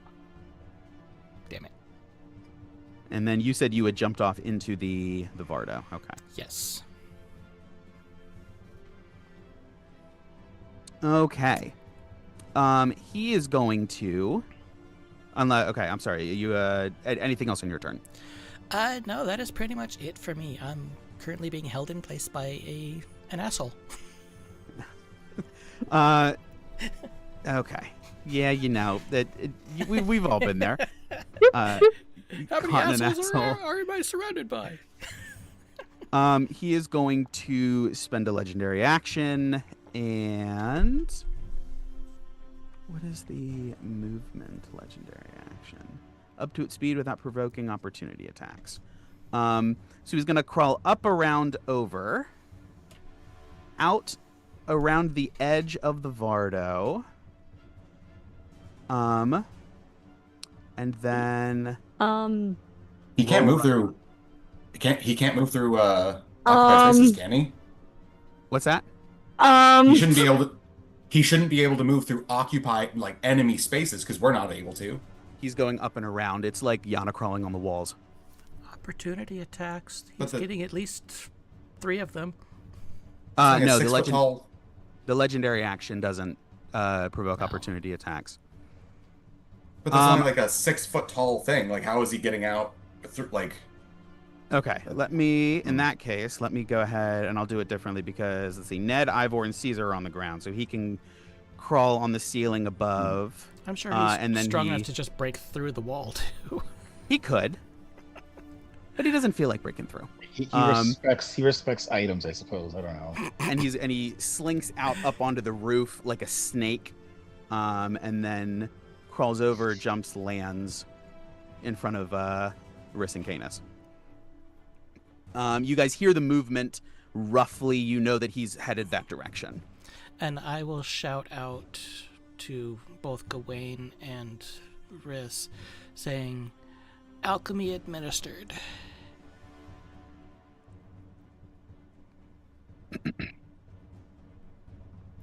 But that is his legendary action. That brings us to Gawain. Okay. If I can, I just need to live. Okay. Can you, before we proceed, because this will absolutely fucking affect my turn, Mm-hmm. can you please read teleport for us? Because I I- need to know It's 8 willing you read creatures teleport. that I can see. that you can see. Okay. Vardo That's has the important windows. We established the Vardo as windows. Okay, 8 creatures, so that would be 1, 2, 3, 4, 5, and then we could take like 3 mounts just so they're not. The Like, you might as problem well. is Strahd goes Okay. before me, and he can one turn me. He can kill me. Do you have a free casting ability step per day or No. Okay. No, you can't, because you can only cast 1 spell slot in a turn, not cast 1 spell. Oh, hold on. The- If I get up, Beads are- if I beads get are up, I'm gonna vortex warp you. Got you. I know exactly what I'm doing with my bonus action. As I see Caesar, Ivor, and Ned all fall in a matter of seconds, Gawain's new armor, the war leader ability goes off without him even fucking meaning to, and he just screams, and a pulse of nebulous energy goes off and races towards them, and I'm going to turn the fucking tide. And that is something he Very nice. can't counterspell. Correct. He already uses reaction anyway. He did use his reaction. That is 11 points back to you guys. You are no longer making death saving throws. Does that hit everyone? That's only if you're below half. Okay, cool. If we're bloody You have to be bloodied. Yeah. Cool. Cool. Mark off my channel divinity before I forget. Not that the one health point is gonna matter in the long run, but I'd like to keep it just in case I need to do blood mage things. Yeah, no, it only affects the bloody creatures. Cool. So unfortunately, Caesar is gone. Because once he's destroyed, I can't just bring him back up, right? You can he can be can he be healed with normal healing spells? It has to be like mending. I'm pretty sure. Like, This it's isn't not- a normal. This They fixed This isn't a Mending healing doesn't work spell. anymore. That's right. Mending doesn't work anymore. How did as a we've, bonus action, we've you ruled can that this bolster works in the past, I think, right? each creature of your choice that can hear you within 30 feet regains 1d6 plus 5 if it has no more than half of its hit points. Has not a damn thing about constructs. As long, Sure I feel like doesn't. as long as the DM does not rule Caesar as dead at this moment, I feel like it works. If Caesar is down, then yes. If he's dead, I don't mind. Okay. Okay, cool. Caesar has 11 hit points. Yay. Fuck. We just need to make sure you live. How do we do that? I can vortex warp them inside. So You're they don't have to going roll after nerve saves. Strahd. You're going after Strahd. Is the Oh wait, problem. shit! I forgot about that. Yeah. When is and Ivor also goes after Strahd, huh? Mm-hmm. Yeah. Yes. Yeah. Strahd is next after Gawain, followed by Ivor, and then Ned, and then Riss. Okay, I have potentially an idea. You used your bonus. I was gonna say, could you? I was thinking of maybe holding a cure wounds on you. That's Cure Wounds is up close though. I'm aware. He'd have to teleport me in, like when. So when Ned vortex warps me, he's gonna have to like vortex warp me like on top of Gawain. And we're just gonna have to hope that Strahd does not straight up kill me. Wait, hold on. Because he can. He absolutely can. Like one turn. Like, I know. Yeah, you're a wizard and he's a monster. Beyond a monster. Yeah, like. I think he did triple my health in that one turn. I have an idea. It's DM. Tell me if this would work or not. If I were to, because I have my action left and Orion has his stuff left. Mm-hmm. If I were to get over there, use an attack to grapple and just grab Riss and put them on the back of Orion. We're leaving Canis. I'm so sorry. It just has to be done. Like, The boy has. I'm so sorry, Canis. we'll get But it back. if I were to It's do okay. that, then Orion could disengage with his action and we could haul ass around. correct? Yes, that sounds right. Because he gets over there without his Okay. action. You grab Riss. He then disengages. Yes, yeah. And Since he he's the can't do one opportunity moving. attacks anyway. Oh, that's right. He took a reaction. Yeah, he used his reaction. So unless he's got That's some perfect. weird lair action And he might. bullshit He's got legendary actions, actions that he can use to hit me but usually That's at the end of a usually creature's turn. legendary actions only go on at Yes. the end. So unless he can pull some bullshit, then we should be fine. Honestly, I can take a hit. I can take one hit. It's the turn that I'm worried about. Because he downed Ivor. Ivor has double my health. Oh fuck me. Okay, so teleport has later. a 10-foot range.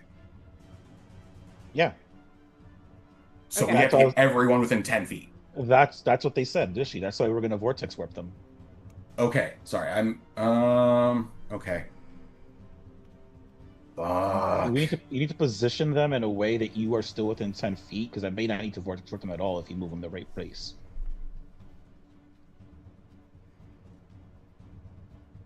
Okay, so that'd be 25 there. Grab. Preferably, also, if we could get me positioned in a place where Strahd cannot see me, that would be great too. Because I'm gonna try and hide these fucking beads. Like right now, like I'm gonna throw caution to the wind. I'm gonna try, like if Strahd sees that we have the beads, then Strahd sees that we have the beads. Like that's just how that's gonna have to go down. But I'm gonna try to do my best to hide it from him. So it'd be. Can Orion go through Bellatrix's space? Yeah, Bellatrix doesn't fill up a 10 by 10 area. That's just her threatened area. Same deal Okay. as with regular allied creatures. It's difficult terrain. Oh, okay. So Can he leap over her? yeah, let's. Like, could I yell out for Bellatrix to drop? Like, cause she like crouched down. Or Or I think I'm going to stick with it. Moving through an allied square is difficult terrain. But, I mean, you can flavor it how you want, but I don't know that. I think I want to leave the mechanics the same. Okay, wait. So if I go back 10 feet, then forward. If I go back 10 feet, I can jump over with Orion's his jump. Then I should be able to get over there, scoot, boogie back over here, and then get you to here. Because I have like 20 feet of movement remaining, so I'm imagining that. Is that enough to like get over there? If you are drawing, I can't see it. Oh, you are? Oh, really? You may have because what you're doing is you're moving the token. If you use the ruler instead, then I can see the ruler. Okay. So the idea was go back 10 feet so that I can run forward and jump over so it's not difficult terrain. Mm-hmm. Okay, that's fair. Get to there, then grapple. And since I have I have 2 attacks, I might as well take a swing at Strahd. Maybe I'll drop his invisibility so he doesn't have constant or advantage on the attack rolls against us. Mm-hmm. But then have Orion dash with his action and get us to here. Need to. So top corner would have to be here. Okay. That's only 5 more feet. And then you said from there you wanted to go where? I want to get to the other side of the Vardo, right here. Okay. And then disengage. No. You Ideally- don't need to disengage. You can just dash. Correct. This should put us in range of everybody, within 10 feet of them, but it'll put a wall in front of us from the Vardo so that hopefully Riss can grab the teleportation beads and gets the fuck out of there. And Yeah, that's maybe fine. not see the teleportation beads. I see that. Hopefully. I can see that happening. I mean, he's gonna know Okay. something's up because we're gonna teleport, but like, He won't know immediately. yeah. And once we land, I will be pretty much promptly writing a note, like a panic note to Ludmilla, like, kind of be like, He knows. assume the gig is up. Like, it's up. Yeah. Like, just assume. Okay, so that is 95 feet of movement. That gets you there and back with a move and a dash from Orion. Risk being a willing creature, absolutely. I let him grab me and take Schlump. me away. Schlump him right off. Schlump him right off, Canis. And you said an attack on your way through? Yes, please. Because why not? It's at disadvantage because he's invisible, but it's at advantage because of my mounted combatant feat. It's not at advantage because of the mountain combated feat because he has the elusive trait. He cannot attacks against him cannot have advantage.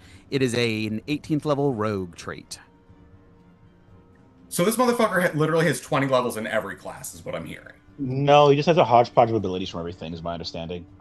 I'm hearing level 20 in every class because I've taken fucking concise, detailed notes on every ability he's ever used. Monsters can use player traits. They aren't built the same way as player characters. However, He's a monster, not a player. Regrettably. However, I see no reason not to confirm that for you. This is his final Feign ability. The first Feign, the Forest Feign gave him infinite health. The Swamp Feign gave him unlimited magic that he could cast as much as he wanted. And the Mountain Feign gives him every class feature of every class. Okay. I did not go for subclass features. Okay. Right. Okay. Well, fuck me. I said later, Jesus. Calm down. I'm impatient. Jeez. Hey, I don't give him Esmeralda, and this is what happens. That's a 26 to hit. 26. At disadvantage? Yeah, it was a 16 and a 17. 26 is going to hit. Okay. Yeah, I'm absolutely dumping a fucking smite into this. You also There's no way I'm not. You do an extra D4 damage, remember? Yes. I do. That might be the Thank difference. That might So I make do the that difference. Yeah, that D4. 1d4. You don't know. Hey, I do that extra fire damage as well from the helm. I've got a D8 from my attack. I've got a D8 because my improved divine smite. See, D4, and then it's just going to be a bunch of D8s from a smite. I'm going to drop a 3rd level into this motherfucker because we need this concentration gone. That's going to be, so 1st level, 2nd level, 3rd level, undead. So 5. 1, 2, 3. Yes. Okay, so that's going to be 7d8 plus 1d6 plus a d4 plus my modifier. Yeah. It's down. 7d6. 7d8. 1d6. 1d4. Am I missing any bullshit? And doesn't Strahd count as a fiend, so the armor fucks with him? He should be taking a d6 because of the armor or the helm. Awesome. He does not. Huh? He has that Mistra's bullshit of bullshit. However, So I only do 4d8. However, he does get that extra D8 because he is a fiend. Oh, he chose not to be an undead, but he just chose the wrong thing today. Inside base, again, above table, he chose fiend because that's the only way he gets his aura of hate from Oathbreaker. And he is a hateful motherfucker. Mm-hmm. That is fair. Okay, so all these then. I just put away all these d8s that I was like, I'm not gonna need them. D8. I was gonna throw Strahd at you guys before the Swamp Fame, but then we were down 2 PCs, and I was like, that feels bad. That would have been a TPK.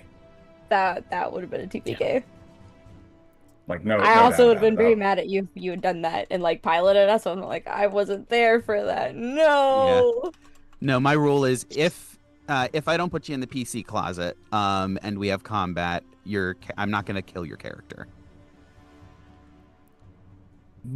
Certainly not without you present. I want to look you in the eyes as I do it.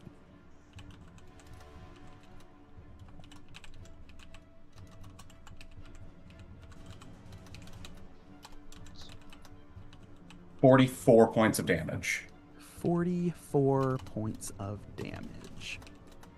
So it's going to be a DC 22 concentration check, which is probably going to make, but Which gotta try.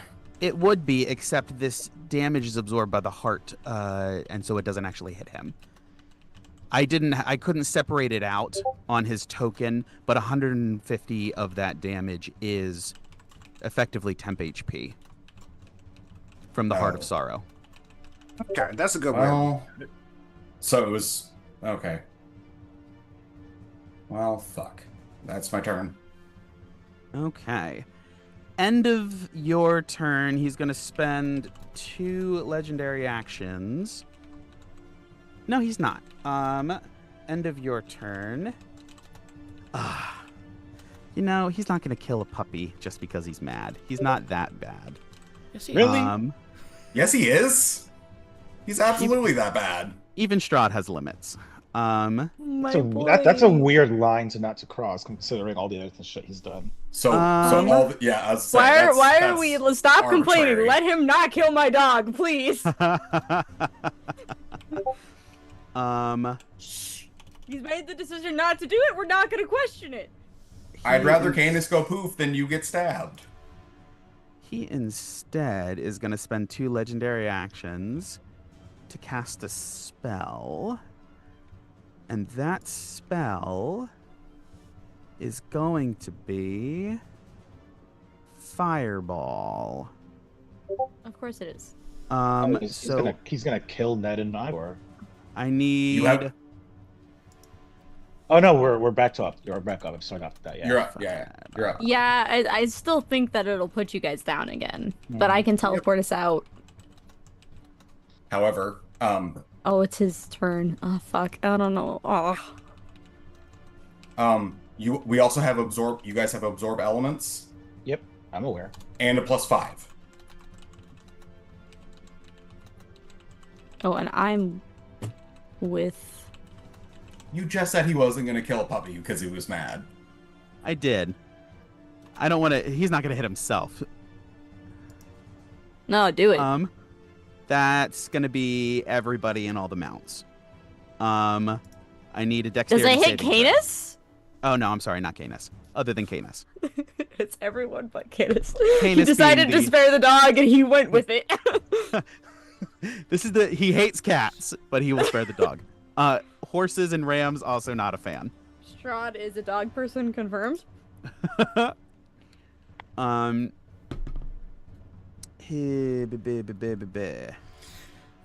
So dex save, that's a 27 for Yana and a natural 20 for Bellatrix. That's a nat 1 for Ned. Okay. So even if absorb elements, he's just gonna be down again. Yeah. Fuck. What's the DC, Mr. DM? DC 20. Orion makes it and takes no damage. Oh, nice. Okay. Evasion for mounted combatant. We're gonna roll it on Riss's sheet because I know Riss has Fireball. I do have Fireball.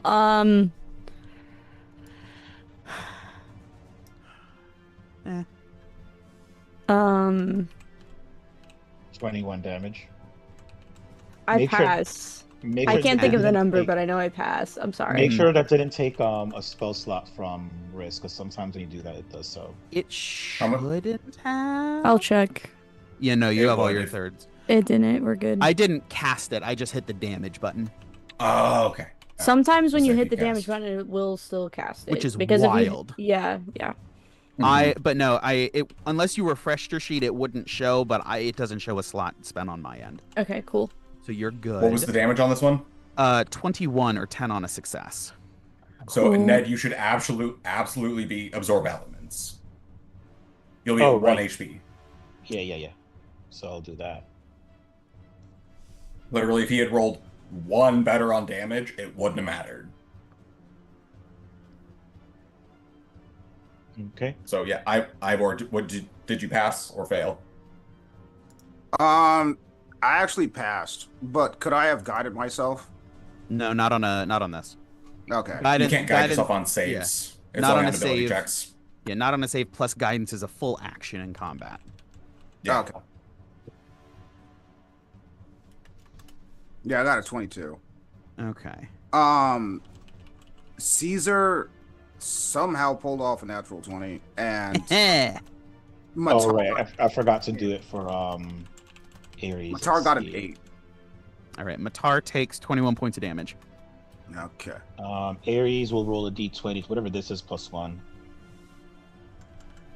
He fails, so he'll take 21. Mm-hmm. But he does have resistance to fire damage. Oh, fun. So 10. He does, yes. Yana, what did you say about Bellatrix? Natural 20 Natural 20. That's right. and 27 for Yana. Perfect. So you guys, does anybody not know DC 20 dexterity save, 21 damage on a failed save, 10 on a successful one, barring any resistances. Does anybody not know where their boys stand? What? See. What? Your bounce. In general, is there anyone who doesn't know what happened? Just because I could go around the horn, but So it was, did everybody record everything from that one? DC was- 20. Yeah. Oh, Yes. yeah. Oh wait, since Caesar rolled a nat Caesar rolled a 20, nat does he 20. take- He takes 10 damage, so he's back down to 1. Okay. okay. Okay. So, And I am also at 1. uh, 10. Okay, me and half Caesar is are at 1. 5. Matar is at half health. Less than half. I'm still in temporary hit points. Actually, sorry. Matar has advantage.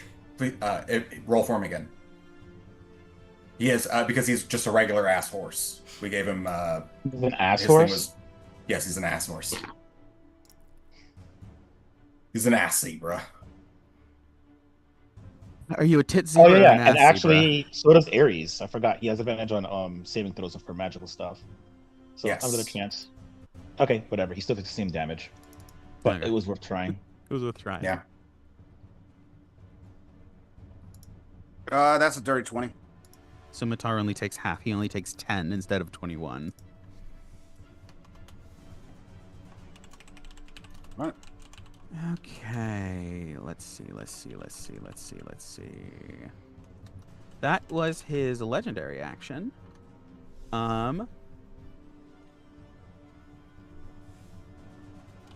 He on his turn, legendary action comes back. Or legendary actions come back. He's going to, instead of going inside the Vard, he sees through the windows. No, Ned and Ivor and Caesar are still prone. So he wouldn't know that, except he knows what Oh. Gawain's ability does. All he heard was Gawain yell. Correct. However, he's smart enough. He's seen it happen before. So he has an idea of what's going on. Plus he can hear, so he's putting those pieces together. So he is instead going to come around here. Where he can see everybody. And what is he going to do with his... What movement was that? That's not what I wanted to do at all. 30 feet. Okay, cool. He is going to... Oh, you're in the Vardo.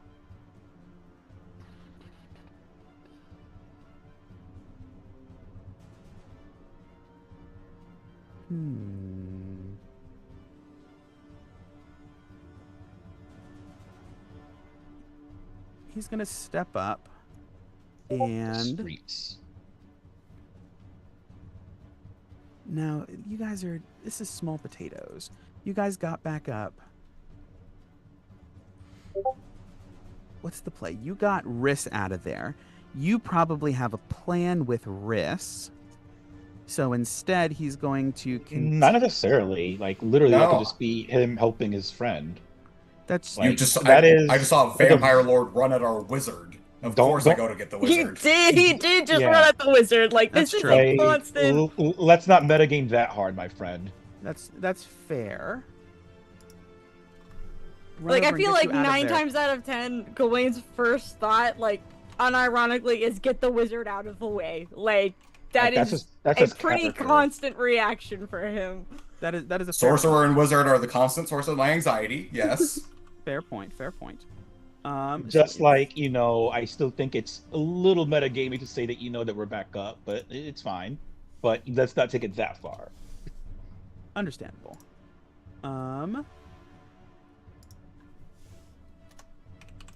Going to instead step up. He's seeing you guys reorganize. He knows you guys are low, so instead he's gonna go after Yana, I think. No, he's not. Because you're right on the edge. If not, you being right on the edge and easily accessible is the biggest draw. He doesn't like it, you're edging. No.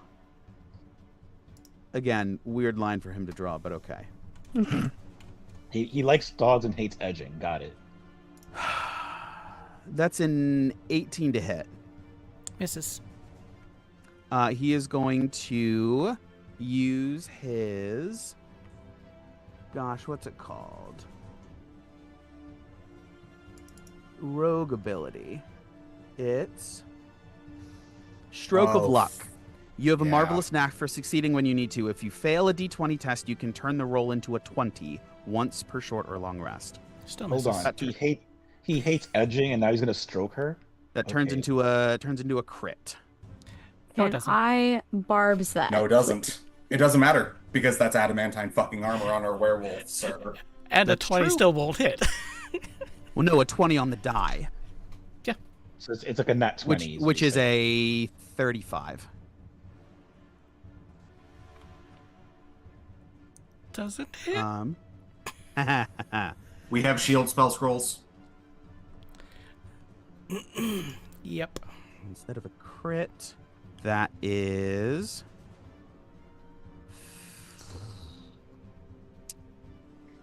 You're shifted, so you're resisting all of this, right? Piercing and necrotic? Yep. Okay, so that's 12...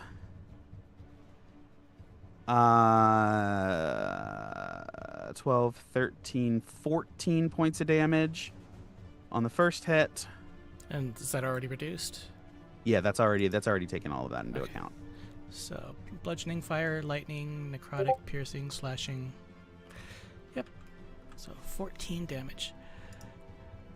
I'm down by 3 hit points. 29 to hit. That'll hit. That is 11, 12, 13, 14, 15, 16, 17, 18 points of damage. Already reduced. Yes. Yeah, the numbers I'll give you are the post halving. Yep. Third attack. 30 to hit. Of course. 10, 11, 12, 13. Okay. And 28 to hit. Yep. 13, 14, 15, 16, 17 points of damage. Okay. Give me a sec. I might have something I can do.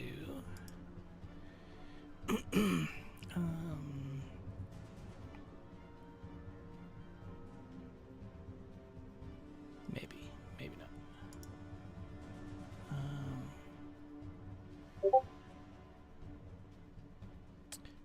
Let's see. Where is it?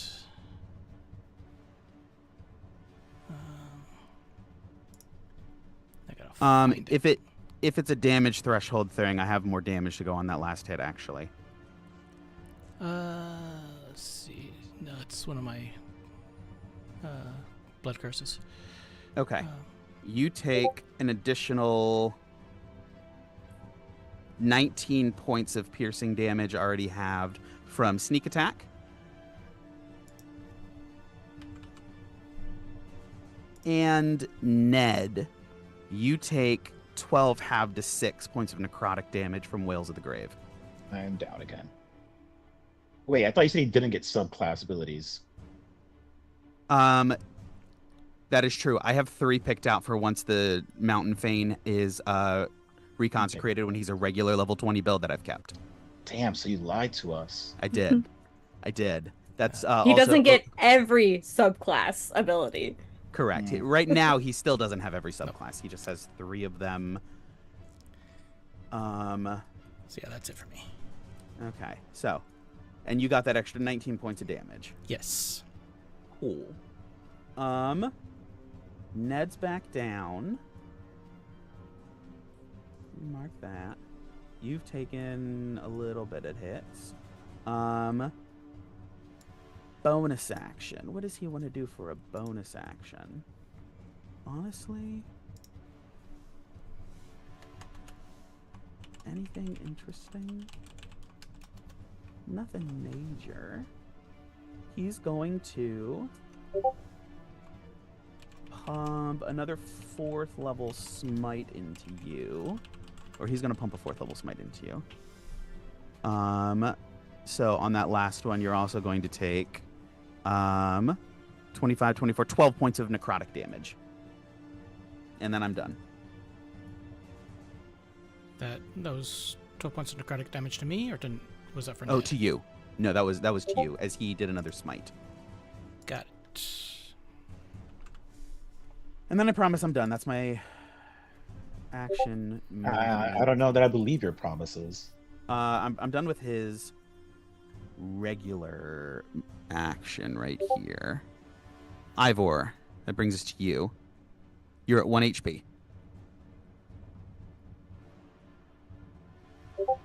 I am coughing up blood. Oh, I forgot you. redact what I said. Heal yourself. It's a bonus action to heal, to feed someone a healing potion, but you could also take one as an action if you want. Yes. Don't you have cure wounds? I also It would have be- wounds. Yes. It would be a better idea just to use a 2nd level cure wounds on yourself. And Yeah. then feed Ned a And potion. then feed Ned the potion. Yep. I'm going to go for Ned first. You don't even need to move. You guys are adjacent to each other. Yep. Yep. Ned before me. Caesar can also use his own bonus action to repair himself in this moment. Yeah, he can do his own mending. He's a big boy now. It's 2d8 plus 5. Alright. So. And this is why I'm glad that I had, Damn it! We're idiots. I keep forgetting this. What? Right. Caesar has all the fucking lanterns in him. We should have seen Strahd coming 300 feet away, sir. Do you have fiends? I think we do. Let me double check. Yes. Aberration, Okay. Fae, Fiend, Monstrosity, or Undead. It would have lit up. It would have lit up before you saw the carriage, but then you would have seen the carriage, and it doesn't give you anything other than, oh, somebody's within 300 feet. So Yeah. with that, I don't know if it would have meaningfully changed anything, but it would have. You're absolutely right. We could have teleported. Yeah. We could have, or honestly, Ned, he casts see invisibility so fucking often that, like, there's a reasonable chance he would have done so. Fuck, we gotta It's review that fine. shit It's more. fine. We things to think about for the future. Yeah. Let's just. We just need to get through Ivor's turn, Ned's turn, and then my turn, and we should be fine. Yep. At least for the moment.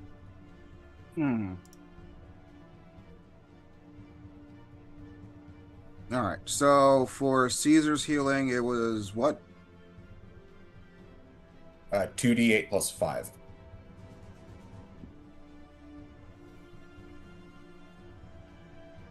Okay, that's 13 plus 5. Okay. 18 hit points.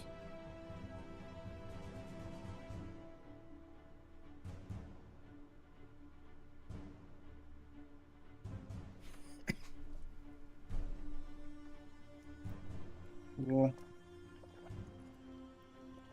Then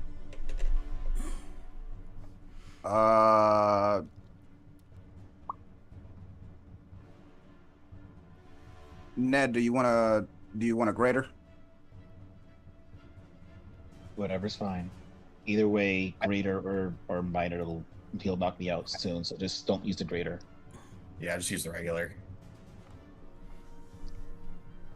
All right, and that is 2d4 plus 2.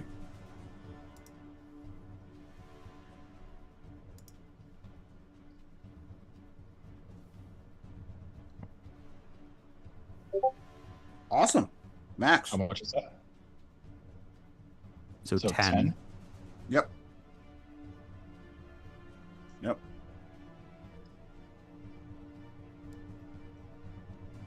Keep yo-yoing back to life. I'm just hearing the Bee Gees in my head of ha ha ha ha. Staying alive, staying alive. We're just as Ned just goes up, down. That's great. And let me mark off.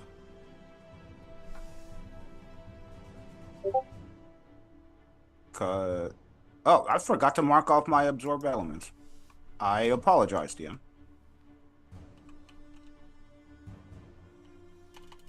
And casting Cure Wounds on myself at 2nd level.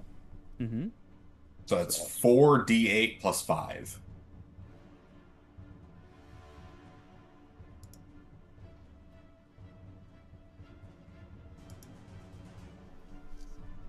So 31. That's pretty good. Yeah, that is a good amount of hit points.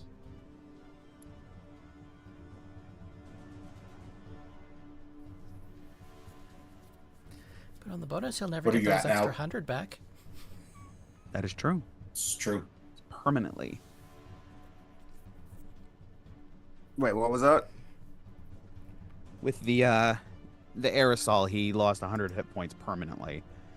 Not Oh. damage, not nothing. It was gone. His max hit points just dropped. Permanently. Can we do it again? Or is that like a one-time thing? That was a one-time. He has reverted back to his original state.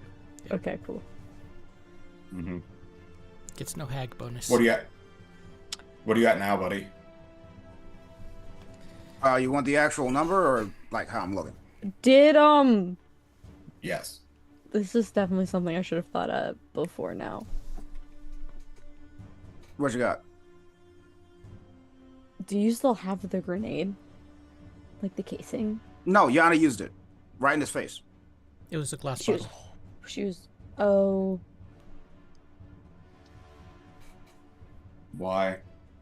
I need his blood.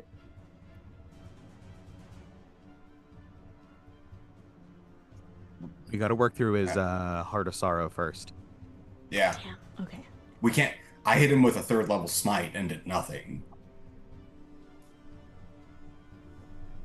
And So- any other time that we've seen him bleed is I usually. was just hoping that, like, if the way bottle, more- like, actually was able to affect his hit points, it would have, like, gone through. Ah, And, like, if no. she had some, like, even because if she, like, just smashed the bottle into his face, like, I assume, like, it almost, like, would have got, like, her hand as well. So, like, even if she had, like, just blood on her hand, like, yeah, no, not quite. damn. It would have hit the. It would have. You can conceptualize it as hitting that like inch away force field. Hmm. That's fine. That's fine. So we still It's fine. have to make Strahd bleed for Riss's plan to go through. You guys have never I seen mean, him it's bleed. it's gonna be a thing where we have to do in the final battle. But I was hoping, I was like, oh shit, maybe we could actually like grab it now, and that would be helpful. But no, it's fine. It's fine. Everything's fine. I did what I could. It's okay. I appreciate it. I bitch slapped him for 100 points. I know for sure. It was amazing. Wait, sorry. Ned, you go before Risk, Yes. correct? Mm-hmm. You should hit us with non-detection, so he can't follow us by immediately scrying on where the fuck we're going. Sure. Sorry, I just thought about that. I was like, because if we get there, he's immediately just gonna start looking for us. We really should have thought about grabbing like a non-detection amulet. That's all right. That only affects one person. We'd all have to attune to them. Yeah.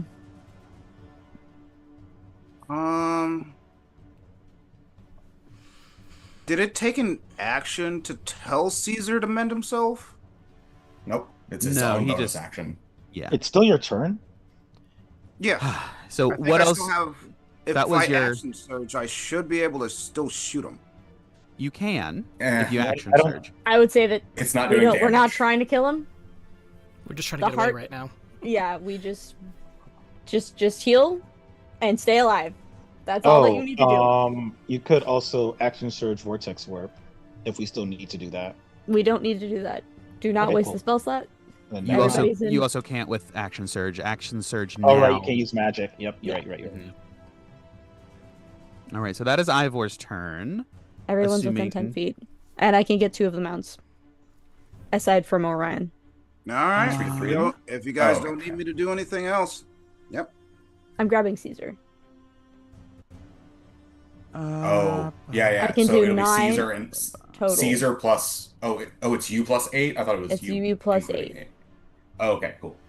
So it's me, So it's- you, Orion, Caesar, Ivor, Yana, Ned. And I was gonna grab Matar and Bellatrix. Wait. Okay.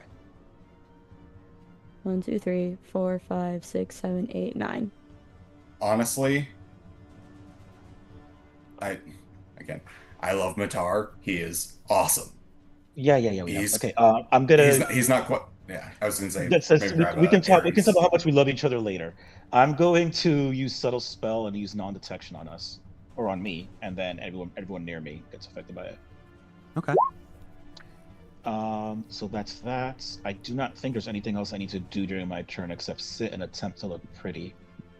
So You can take a potion as a bonus action in case he decides to try to hit anyone again with a legendary action. Yes. Sure, Mhm. I'll use a potion. 2d4 plus. I can mark 4. him off. Yep. Okay. Cool.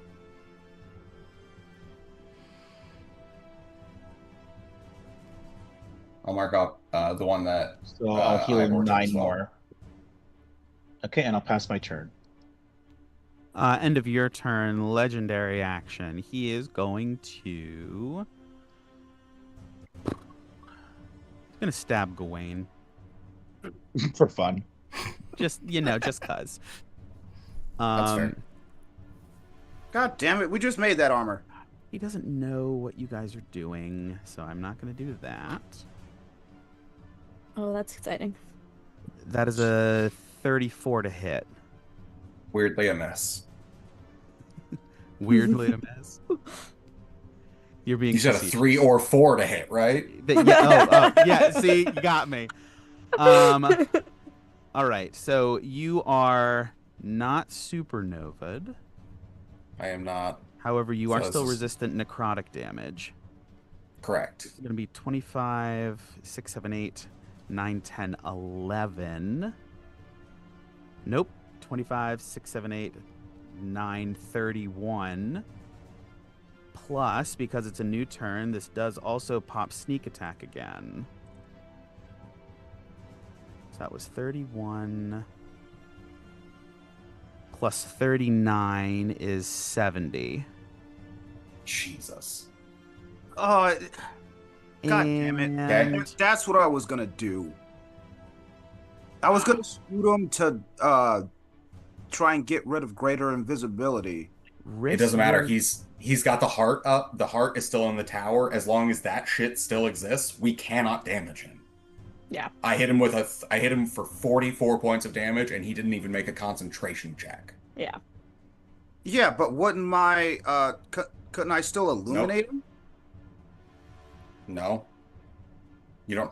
I could potentially illuminate him with my attack, the Starry Wisp attack, but I don't think anyone else has anything that can do that. No, I because don't I think I have. anyone heard my has fairy name. fire. No, your Ned, rifle potentially blinds people on a reaction. Ned, you take 20 half to 10 necrotic damage from the whales from the grave. He really likes me. This one I rolled for because he wouldn't have been able to meaningfully tell a difference, and it happened to roll on you. So he really does, doesn't he? Or were you still up? Isn't Gawain his rival? Gawain is his rival. However, you can't hit the same target with whales from the I grave. know. No, I'm joking. Otherwise, I absolutely would have. Okay. That is his legendary action. Boom. Okay. Awesome. Love that. That is on to Riss. Okay. I would like. Can I like? Gawain is like big right now, right? Like he's a big boy at the moment. Mhm. He's not like big, but he's still big. Can I I'm like 12 feet tall. Yeah, hide it's behind him? knowing that this was the plan from the beginning. I will say that that's fine. You could have been pulled up behind him. Okay, cool. Or I mean, I'll Gawain use would have my turn maneuvered to to like keep him. situate Mhm. myself. However, before I pull the beads out, I will also roll sleight of hand to like be as sneaky as fucking possible to get these beads out of this bag. For sure. For sure. My sleight of hand ain't that great, but you know, I'm gonna do my best. But Ivor does have I Flash of Genius, though. I will give you advantage because of Gawain being in the way. Cool. That's a nat 20. Nat Yes! 20. And I Oh will my go God. ahead and use one of my D6s for the day. Just to like send it home. Mm-hmm. Oh, that wasn't super great. Okay, but that's a 26 total. 26. Yeah, that's absolutely. Actually, it's a nat 20. He has a passive perception of 28, but that's a nat 20. Honestly, if we really need to, I say if we really need to, Ivor could burn a Flash of Genius and make that a 31. Yeah. It's a nat 20. Noni, you can save that That's for fair. when you Okay, actually cool. need it. Cool. I poured another resource into it, so like. When we actually need it. Jesus. Jeez. Alright, hold on, let me bring that knowledge from a past life. Okay, I will pull out the beads. We are going to be teleporting to the Amber Temple. I would actually super love if we could go like straight to Luciana's like library. To the Amber Temple. Okay. And I should be able to grab myself, Gawain, Orion, Caesar, Ivor, Ned, Yana, Bellatrix, and Matar. Unless we want to switch Matar for Ares. I think Ares is too far, unfortunately, because they have to be within 10 feet of you, right? No, he's good. Oh, yes? Okay.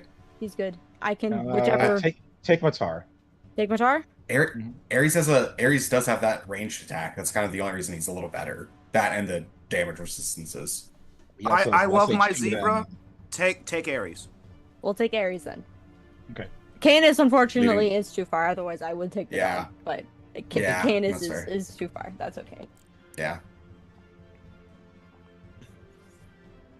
Just for me to visualize better. No, you're good. Okay. But I can take myself and 8 willing creatures that I can I'm see within willing. 10 feet of me. I'm definitely willing. Definitely willing. 1, 2, 3. Take me 4, away. 5, 6, 7. Away from here. Oh, because I'm counting Matar. 1, 2, 3, 4, 5, 6, 7, 8, 9, including Riss. Yeah. And you're going to the Amber Temple? We're going to the Amber Temple.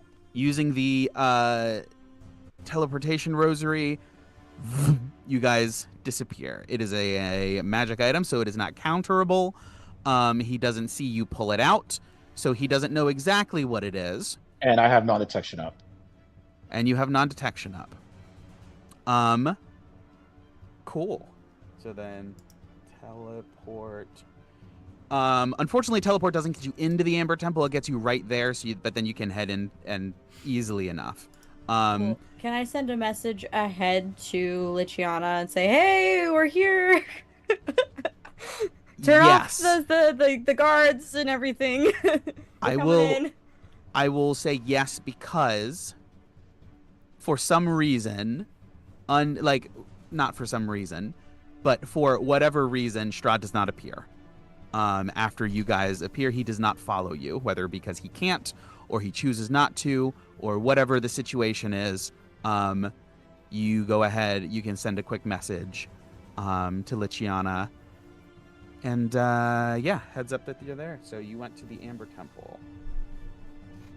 And I'm gonna just go ahead and say now, because I probably won't remember next session. I am immediately sending a note to Ludmilla through the bag. I would put the rosary necklace back, and I'm gonna send a note to Ludmilla basically saying, "Hey, I had to use the necklace. I don't think Strahd saw it, but he's gonna figure it out. The jig is up."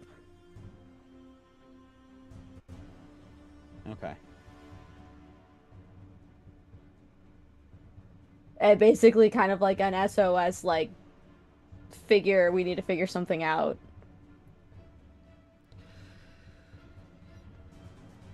Message. Okay. To Ludmilla. Should I keep the necklace? I'll leave that up to the party. Should I keep the necklace? Yeah. Yeah? Yeah.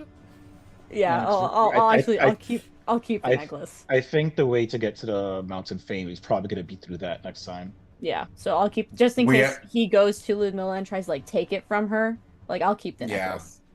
We have to assume he's gonna, if he does know, which we're going to assume he does, he's gonna take him away. Yeah, so that we can't use it And if anymore. he doesn't know, no harm, no foul. Right, yeah. Yeah.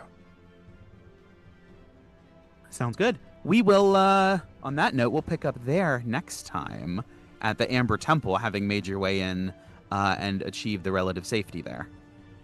Greeted by Neferon and, I almost said Ludmilla, Neferon and Lichiana.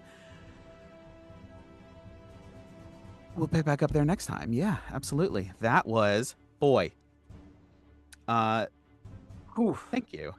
I agonized over it a lot. However, it is late, so we will. I'll cut myself short and just say thank you to everyone who joined us live here as we're streaming it.